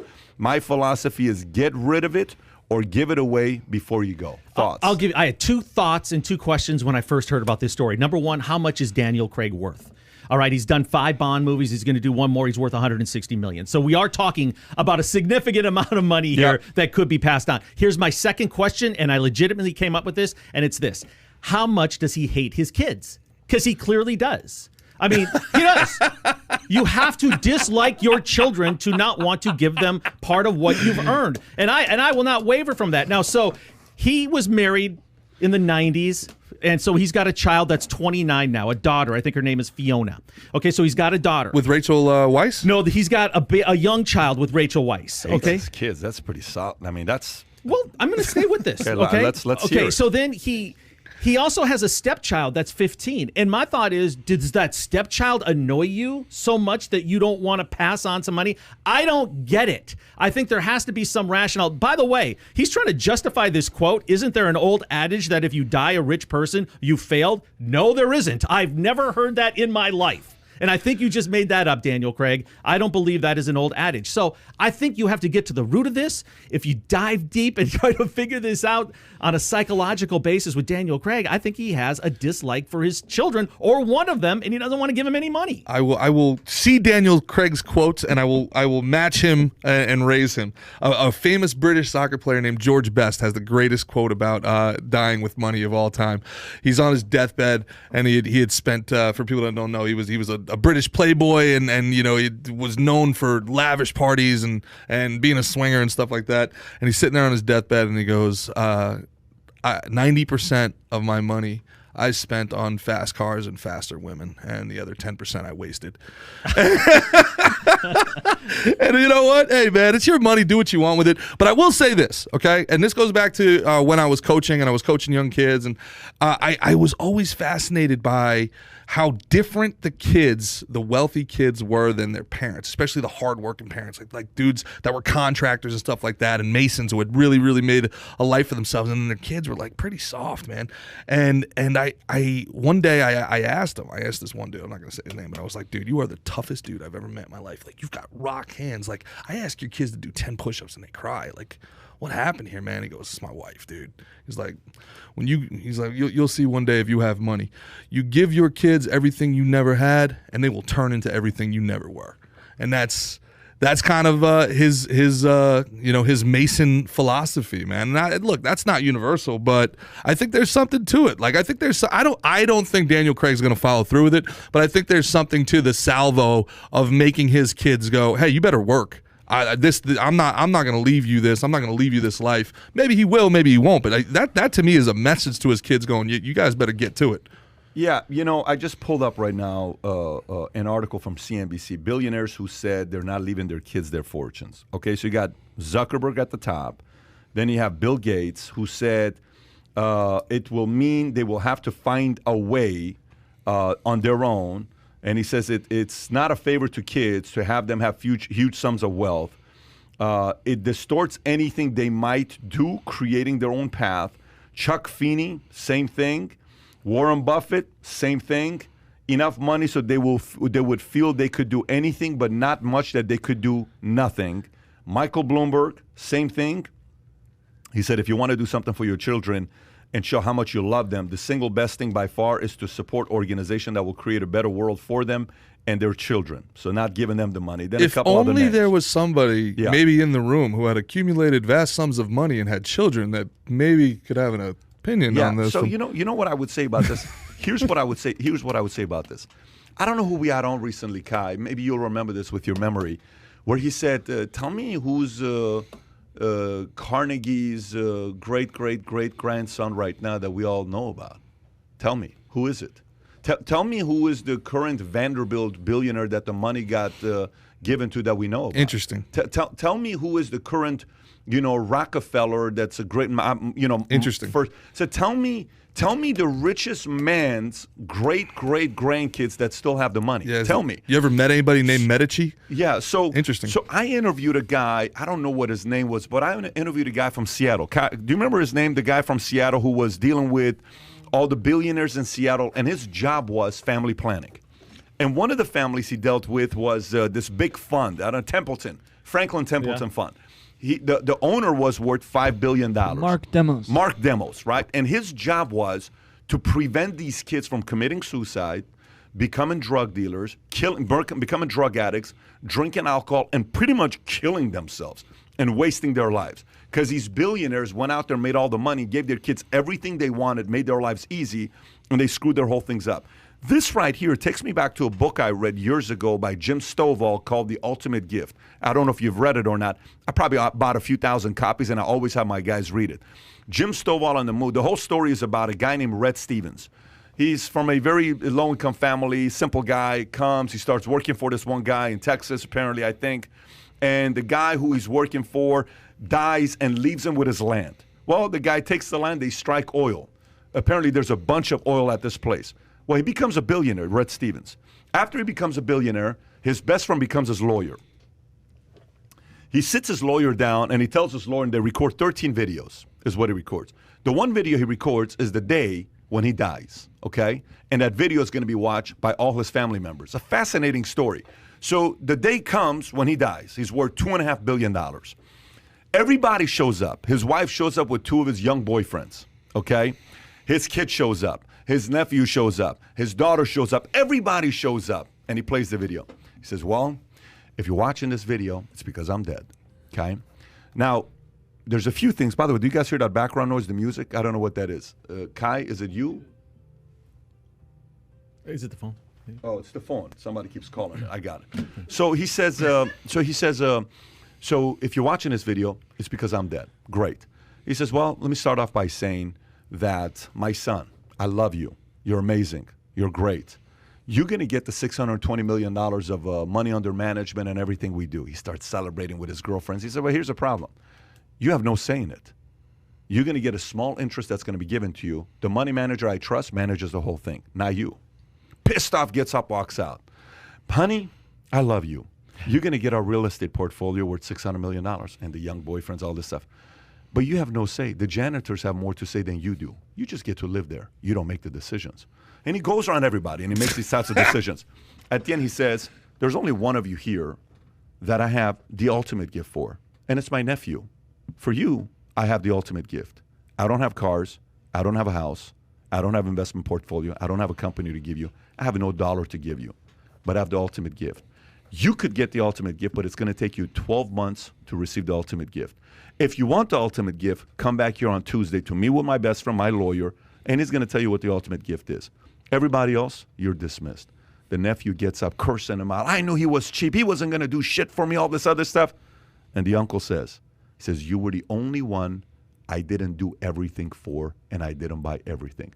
You're the only one I can save. Everybody else, I gave you way too much, and you don't appreciate any of it. Mm-hmm. Nephew leaves, comes back on Tuesday, and they sit down, and he goes through the ultimate gift. And the whole process about learning about hard work, learning about giving back, learning about teamwork, learning about all this other stuff. There's a portion of this message that makes sense, okay? But I think you as a parent can create a compensation plan for your kids. And the compensation plan can be based on bogeys you hit. What are the bogeys you hit? Well, Trump said, 3 things I want from you. No drugs, no alcohol, no tattoos. You do that, I'll back you up. Now, you may agree, you may not agree. That's his 3, right?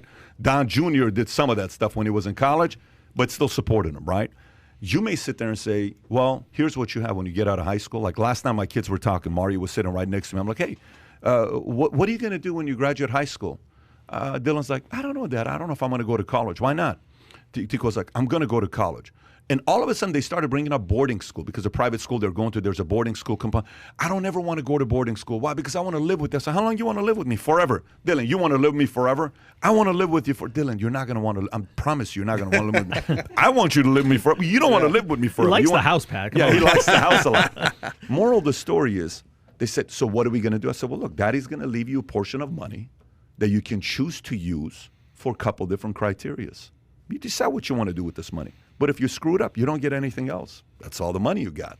So you better use it wisely. I think these are times that parents don't create a set of criterias for their kids. Everything becomes about giving it to them. If you do that and you're not there, I was watching one of these roast videos where Alec Baldwin's daughter says, oh, you guys know who I am. Here's who I am. Ireland. I am the daughter of such and such man, and I got to tell you, you know him from this movie, you know him from that movie, you know him from this. But what I know him from is he showed up about to half of my birthdays over the last 30 years. Exactly. And he doesn't laugh. Yeah. Huh. And he doesn't laugh. So if you're the guy that makes the money and you're not there at those birthday parties and you're doing movies 6 months out, you're in Europe, It's a part of that totally. You kind of screw the whole thing up. This is an indictment on these rich people, all right? It's so easy for them at the end of the road saying, I'm not going to give you anything.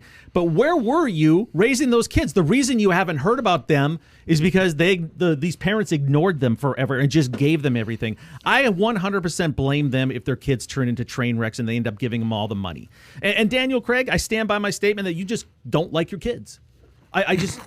There has to be a component of that in there. How would you not want to take care of your kids? All right. I don't get it. So what is worth? I just hope he keeps making movies, man. I just want do love him. I'm going to add one more thing. Pierce Brosnan was the best Bond. Was he? I think so. Better than Sean Connery? It's pretty good. I think so. Irish too. Pretty good. He's Good looking bad Irishman. material to work with. So basically, all right. So if I ever have wealth, what I'm getting out of this is that if I want my kids to have it, they need to be worthy of it. So I'm going to have to create like some sort of legend of the hidden temple of doom. They have to be able to like get through certain different levels of security, of course. And then once they prove themselves worthy of the wealth, maybe tame a lion. I don't know, something like that. Is that like? But you're going to tell your kids at a young age so they know what they're striving for, so right? You know, kind of like the whole thing where you're worth $100 million. You die, you leave each kid $25 million. Yeah, they're doing the math, right? That's not going to be me. Yeah. Your boy Robert Kiyosaki, man. He was asked once about generational wealth, and it was some socialists like, don't you think generational wealth is the compound interest, and it's one of the it's basically royalty, and he was like, no, most wealth is gone by the third generation. There's like a third generation. That's the rule. point. Yeah, it's all gone by the third generation. So the habits is what you want to pass down. I'm not worried about passing down the money. Yeah. I want to pass down the habits to you. I picked up my dad's habit of working hard. That's what I picked up. I picked up math from my mom. I picked up analytics. That's what was passed down. My parents, they had no money. Nothing was passed down to me financially. That's what I picked up. Now, here's the other part. Say your parents are billionaires. Can you pass it down? This is the question I have. Sorry. Can you pass it down without that desperation? Your father had desperation. You had desperation. Right. So Can you pass down desperation? You can't pass down desperation. You cannot pass down desperation. desperation. They have drive in their DNA, and they should be fostering. You do have drive in your DNA, Yeah, but for every Steph Curry, there's, No, I don't disagree with you. You cannot pass down desperation. There's got to be a part for them too. But if you look, this lady at Nordstrom's, man, like completely broke down parenting to me in 30 seconds. I'm in Nordstrom's. Dylan's on top of me. I'm in the room. I'm changing. I'm waiting for the next room to be open. It's packed. Dylan's wrestling on top of me. We're always wrestling together. He always wants to wrestle me, right? He's on top of my head, and I was like, wow, he got me in the chokehold. And this lady's like, wow, I remember those days. I said, what days? My son is 40 right now, but I remember when he was 5. I said, really? I said, give me 3 tips on parenting. I always ask that question. I said, give me 3 tips. I'm not going to give you 3, but I'll give you 1. I said, what's that? He says, when you threat your kids that if they do something, you're going to take something away from them? I said, yes. Always keep your commitment. What a freaking advice. Did you get it? Yeah. If you tell them you're not going to get ice cream, don't bluff them. Yeah. Because you will lose credibility. If you tell them they're not going to get ice cream, don't give them the ice cream. Yeah. Right. That's one of the biggest things when you see with parenting is parents are like, but it's my daughter. I want to do but it's my son. It's very true. It only took one time for me to get the belt, and then I knew my father would actually give me the belt every other time. Parenting is very complicated. It ain't easy, and for parents out there that do their best, look, perfection is not the standard because you're gonna screw up. You just want to be able to do your best and not screw up your kids too much. Next story: Palantir bought $50 million in gold bars in August as cash pile grows. So. This is a CNBC story. While some companies such as Tesla are diversifying into Bitcoin, data analytics software company Palantir is betting on gold. Palantir bought $50 million in gold bars in August.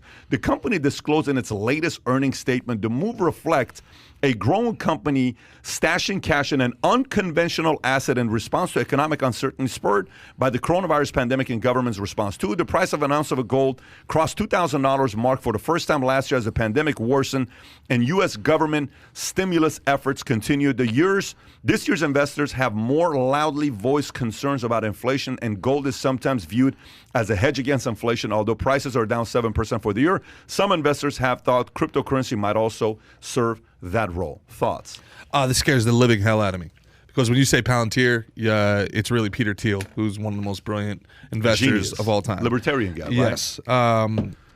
They are doing this for what they say in the event of a black swan event, a global catastrophe. They're also, for the record, they are incredibly bullish on Bitcoin and crypto as well.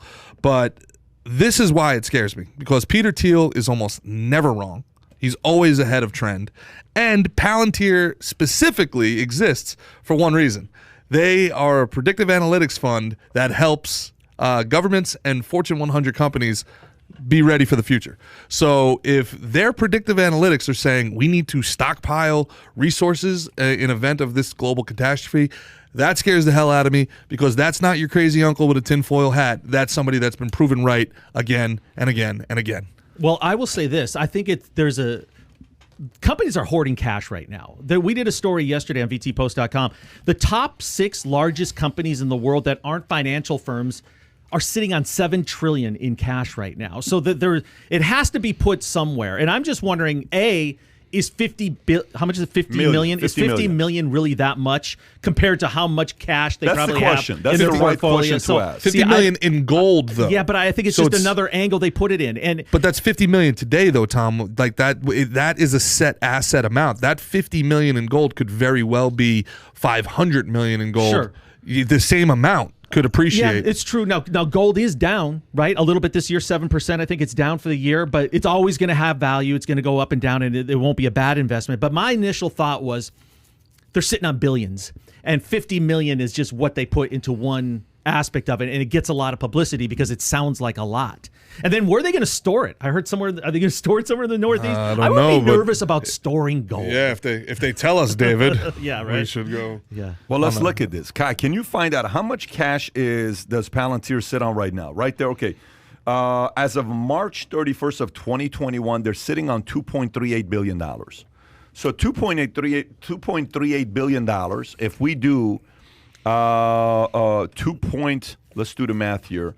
50 million divided by 2.38 billion. Let's take a look at this, what this percentage is. It's really 0.02%. It's nothing. They're just diversifying. It's not if it was 10%, if it was 20%, that's legit. If you're doing 0.02%, it's kind of like you got $1 million. Like, yeah, the advisor says, I think you should put $50,000 in, what do you call it, precious metals. Okay, cool. Let's do $50,000. I think that's kind of what the positioning is. I don't see it as anything more than that. Gold, quite frankly, I have gold, and I have crypto, and gold doesn't come anywhere near what crypto has done. But the purpose of buying gold is very different than the purpose of buying investment stocks or crypto. It's a very different philosophy of why you buy gold. Gold, if we ever go gold standard, what's the likelihood of us ever going back to gold standard? 0. It's like 0.00001%, right? Okay. So they say, well, if we go back to gold standard, like, it's going to go from $2,000 to $500,000. Come on now. You sound like the same guy that says Bitcoin is going to go to $1 million by the end of the year, right? It's the same exact marketing strategy that people are using. But this is simply, I think you ought to have a small percentage of your money in gold and precious metals, and that's probably what these guys are doing. I don't think it's anything more than that. Next story, Elon Musk, $6.7 billion in compensation last year. Let me say that one more time. Elon Musk's comp last year was $6.7 billion. That's 11 times more than the second highest paid CEO. This is a Business Insider story.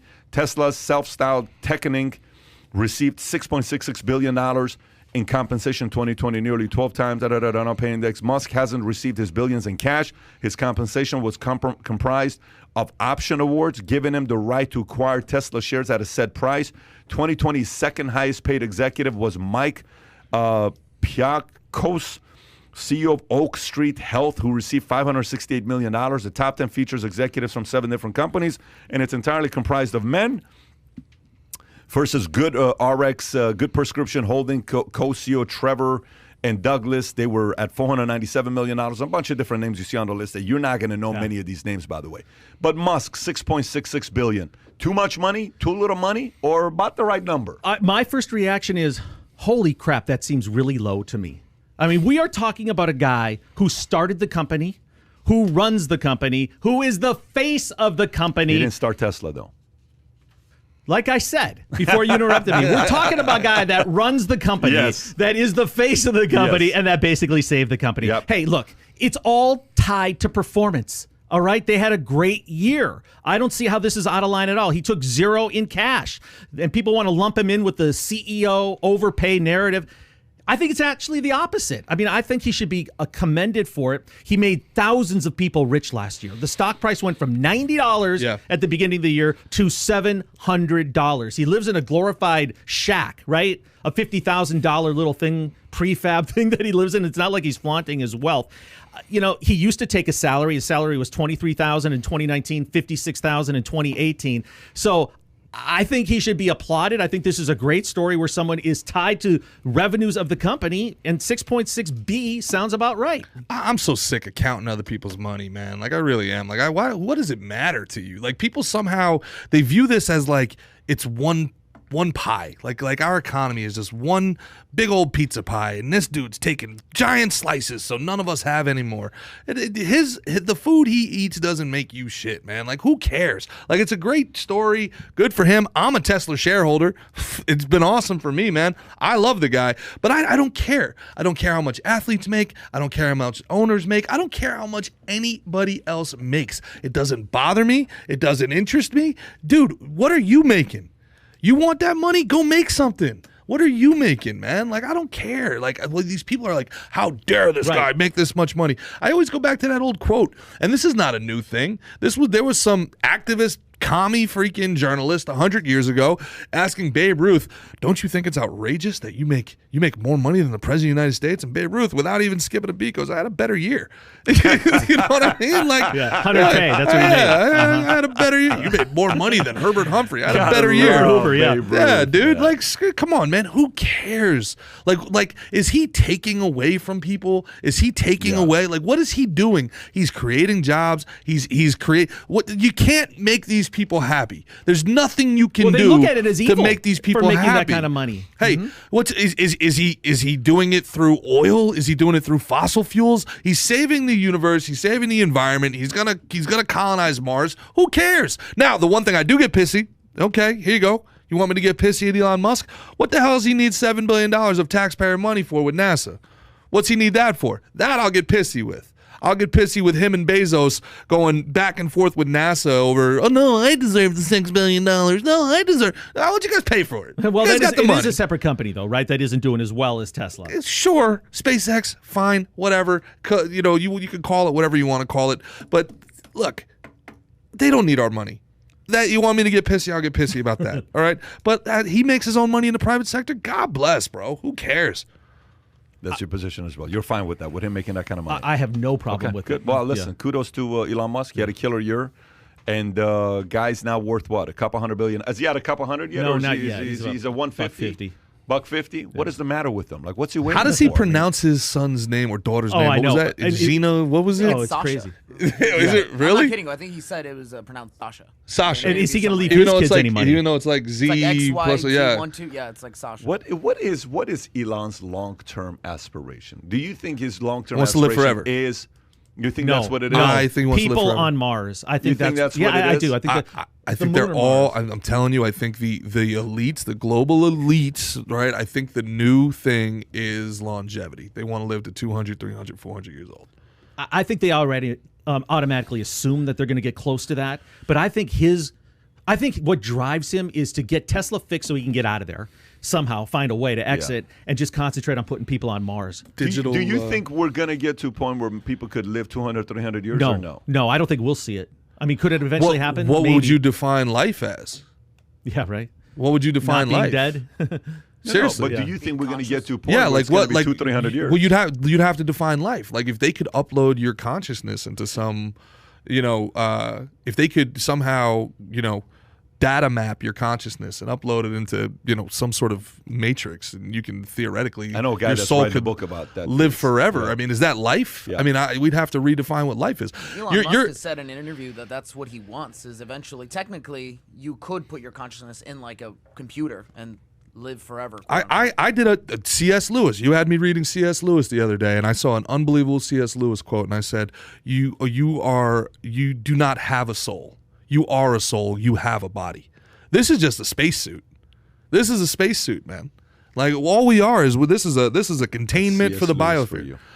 So yeah, like if they could isolate the soul, what's to say? I mean, if you're religious, you think you live forever anyway, right? On a different spiritual plane, but what I think longevity is the goal. I really do. I think that everything that they're doing is for them to be able to sustain their lifestyle forever. And I will answer this. I do believe that we could see people living to be 150 and above, and just look at what we're already witnessing. Look at Tom Brady, who looks like he's 30, who's playing like he's 32.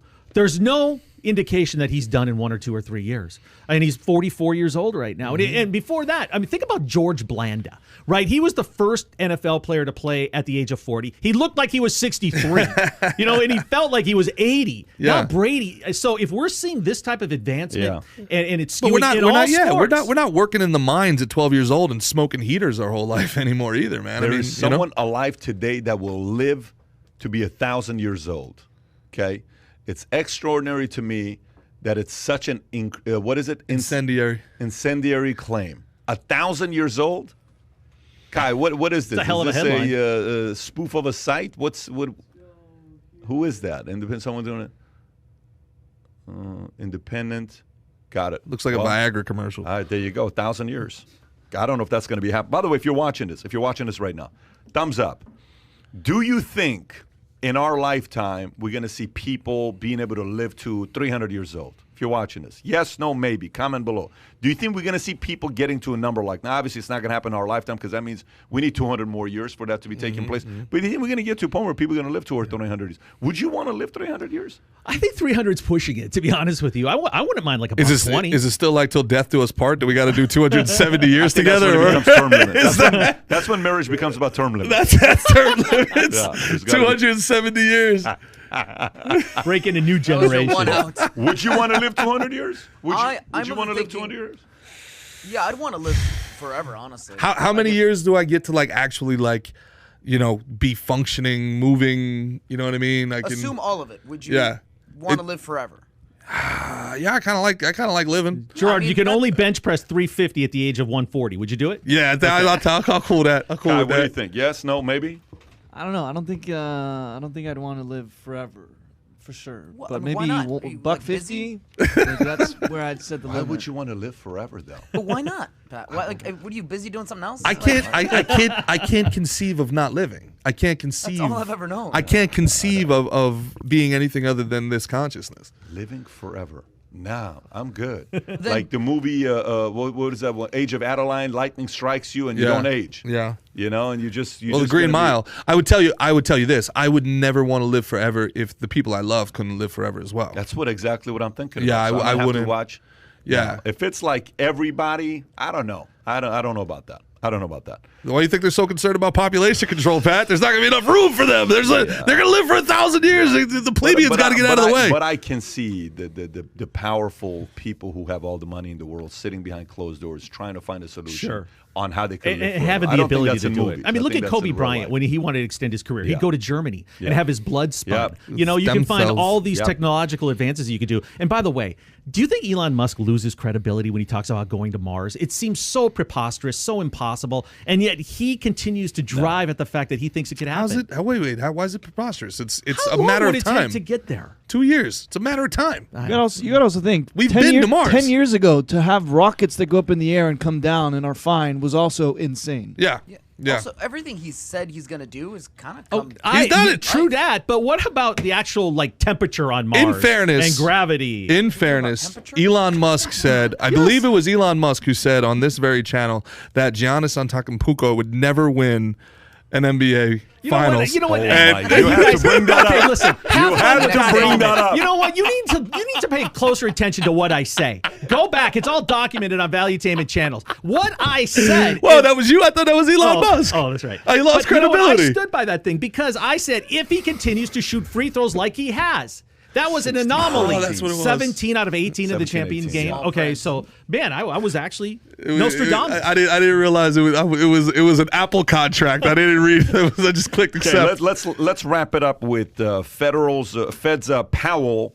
There is no returning to pre-pandemic economy. Here we go again. All right, so AP News. Federal Reserve Chairman Jerome Powell said Tuesday that the U.S. economy has permanently changed by the COVID pandemic and it's important that the central bank adapt to those changes. Those changes range from the increase in remote work to restaurants, offering more takeout meals to real estate agents, learning how to show homes virtually, he noted. Many companies have already made large investments in technology to adapt to the challenges that the pandemic has presented. Powell said the heavy investment by companies in new technology means that there will be more jobs in the future associated with maintaining that technology, but also potential job losses in industries focused on in-person contact. It seems a near certainty that there will be substantially more remote work going forward. That's going to change the nature of work and the way work gets done. Do you agree? No, I don't. And I think this is a fad, a cycle that we're going through. I don't think we can sustain the fact of not going to the office. I also, where's a little optimism? Where's a little hope coming from our leaders saying, hey, you know what? We're on the verge of this pandemic becoming an endemic, okay, where we're going to be able to live with it. We're not going to die. We're going to survive. I just don't like the messaging. And I think eventually once we pass this cycle we're going through with high inflation, and maybe we get some different leadership in there. But no, don't make broad statements like that when we just don't know. Yeah, interesting, man. We kind of went through something like this already with the Industrial Revolution, where society kind of stratified itself into urban and agrarian, and then it kind of happened again after World War II when you had urban and suburban.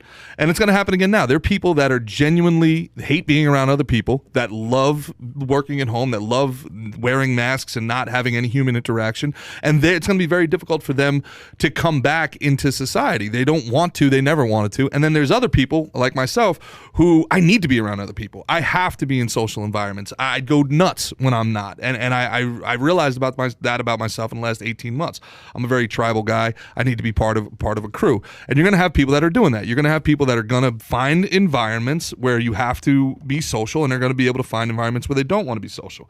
But I also say, look, this is the Obama doctrine also. When they're talking about the economy, it's more than just the functionality of it. I mean, they tell you we're going to build back better. They've been straight up. The World Economic Forum has straight up told you, you will own nothing and be happy. And part of that fine print that you're talking about, what they didn't tell us is that it's because they're going to own everything. $3.5 trillion in stimulus already. The greatest theft in the history of the world. They took $3.5 trillion of the taxpayer dollars and made it their dollars. And what did we get for that? $1,200, maybe. Some of us got $1,200 for $3.5 trillion. Then they're going to get another trillion only if we give them $3.5 trillion on top of that. So they already got $4 trillion. They're going to get $4.5 trillion. This is on top of the 8 years of quantitative easing from Obama. The dollar is basically worthless compared to what it was 10 years ago. And all of that money is now their money. They figured out a way to make the entire world sick. And the way to heal everybody, it turns out, was to make all of our money their money. Brilliant. Kai, what do you think about what Powell said? I mean, I think it's interesting. It's more of a long-term effect as well, if you look at kind of how things have changed. I think it was Yuval Harari that said initially, we read an article back when we were still in Dallas of how a tremendous amount of change has happened in a very short amount of time, and a lot of that can't necessarily be reversed. So I think there's definitely more long-term effects of this, of what initially bounces back, and then trends or habits that have been changed indefinitely. So I think that'll kind of play a big part as well moving on as we go. But then you also have, like we saw in the other article, where retail spending back to school is higher than it's been the last few years. So there's kind of things that are contradicting, but I mean, we'll kind of see how things play out as time goes on. It's crazy when you're saying this. So, okay, remember when everybody bought newspapers? How long ago was that? 15 years. Yeah. 15 years ago, guys. Yeah. When we bought newspaper. Remember when everybody at their house had a photo album? How long ago was that? Yeah. Landline phone? No, when's the last time we had actually photo albums at the house? It wasn't that long ago. My parents still do. My parents 15, still do, yeah. 15 years ago, 20 years ago, right? Yep. When's the last time we had landlines? How long 10 years was ago. that? 10, 12 years ago. By the way, if we did the percentage, like if I could pull up the data to find out how many people don't have a home phone that they use, minutes, I would love to see the stats of minutes used on your home phone 20 years ago, 30 years ago, to minutes being used on. I haven't had one in 5 years. Do you even have a hard line in the office? I have to have it. Is there a hard line here in the office? In the office? Do we have a hard line phone here or no? Yeah, we do. We actually do. We actually do. But if you ask me how many minutes I've spoken on my home phone, matter of fact, when is the last time you spoke on a home phone? Years. I haven't had one in 10 years. Kai, when's the last time we spoke on a home phone? Think about that. 10 years? How about when you used to say, I have to take this call, it's long distance? Yeah. Oh, dude. What about when the cord came out? When the extending cord came out, and you could actually Or what take the about call cable? into the... Like, do you even have cable anymore? So what I'm trying to say is there's a part of what he's saying is true. Like some industries are going to change, flat out. Here's what we know. We had Sebastian Maniscalco at the event last week. I'm backstage, him and I having a conversation together, and I said, hey, Sebastian, how's it been for you? He says, well, I've been doing a lot of Zooms. I said, how's it? He said, it's very different. It's very weird. Just get up there and you're trying to make people laugh, but you need a reaction. You're not really getting it, but it is what it is. We're doing it. People want to do it, and it's just like a conversation that we have with them. What's this? U.S. household telephone. I'd want to go 20 more years back, but that's interesting right there from 2010 to 2016. Look at that shift right there. 68.2, 29.7 to 50.8, 45.9. But going back to it, some industries, you have to be around people. Are restaurants going to go out of business? No. Not go out of business. Are they going to be going away? No. I want to go to dinner. I want to go sit down and have a conversation with you, right? Is there going to be an opportunity to disrupt it? Yes. Are movie theaters going to go away? Yes, if you kind of try to do the same way we've been doing it for 20 years. So I think there's going to be a lot of disruption that takes place.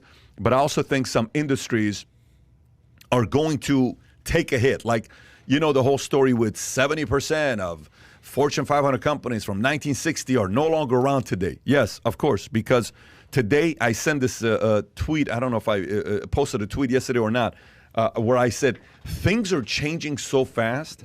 The ability to adapt and be able to predict how human behavior is going to react to something in the next 12, 18 months, that's the formula. So how are we going to react to the COVID? If somebody could have predicted that how are we going to react to this stimulus? If somebody could have known, you would have made the right investments. It's all about being able to predict it, not 100%, but if somebody can do that and make the adjustments, because things are changing very, very fast today. Now, let's flip it. Are people going to want to be to themselves and not be around people? I can't see that happening. I can't see handshakes. You know, when I'm shaking hands nowadays, I'm like, hey, how you doing? They do the elbow. But you know what? We know what you see is a lot of people right now just shake hands. I'm seeing, like, especially in Florida, maybe not in California. California's like, don't even get close to me. But people are shaking hands. True. Hey, how you doing? I was in Indiana. I went there and like, guy comes up, you know, a driver. How you doing, sir? I'm like, oh, I don't know you. You don't know him? That's cool. Shook his hands, right? So some of the stuff I think will go away. But I think a lot of the stuff that's the human interaction, I don't think How that's can going a company thrive when people aren't at the office, especially big companies? I just think, sure, for a little while you can adapt and make it happen. But over the long term, I think people have to be at the office. By the way, have you guys seen the stories lately on the cottage industry that's popped up lately with people working from home? It's people holding 2 or 3 full-time jobs and not letting the other companies know about it, having separate computers. I mean, this is a big thing. There's a big online forum where people share ideas and how they're getting away with it. Did we talk about that or no? We haven't talked about it on the... Add it to the story next time. Yeah, there are people that are doing multiple full-time jobs. And that's why they want to stay working at home. And then how they dividing their time and making sure their meetings don't work long-term. I don't know. You know why it's not going to work long-term? How long can you run how long can a con man keep con? Yeah, double life, man. You just can't do it. It's just there's a time. One little thing will trip you up, and then eventually, house of cards. When's your next podcast, Valuetainment Sports? Tell us about it. Okay, so Valuetainment Sports. If you get a chance, check it out. We launched this new channel. We're doing it today. Gerard's on with me today. Always a great guest. Jeff Deutsch is going to be on with me. Nice. And you know what, Pat? We do topics that the Valuetainment audience loves. I mean, it's not stats and nitty-gritty sports stuff. It's gambling. It's sports business. Today we're talking about jerseys in the NHL going to have ads, right? We're talking about Jay-Z opening up his own sports book, right? We're talking about fighting. Have you noticed how many fights there are with fans in the stands right now? And they're violent. I mean, what is causing this? So it's a great conversation. We're going to expand to this channel. Was that the Raider game? Which one was it? was that was the Rams. That was the Rams. That dude was a beast. Yeah. And I'm going, you guys don't care about each other, you two fans. It's like the Charger fans don't even exist, but someone threw a beer and it was the on. Lady, she threw a beer and she's on tape too. Yeah. So if you get a chance, go to Valuetainment Sports, subscribe, and you'll get our episodes. And we're going to be adding a lot more content to it. And is Adam doing a Sauce Talks Money today or no? What time is Sauce Talks Money? 4 o'clock? Saucecast, 4 p.m. live. Saucecast, 4 p.m. Having said that, gang, we are not doing podcasts next week, but episodes will be coming out. But we will do the podcast 2 weeks from now on Tuesday. Take care, everybody. Bye-bye, bye-bye, bye-bye.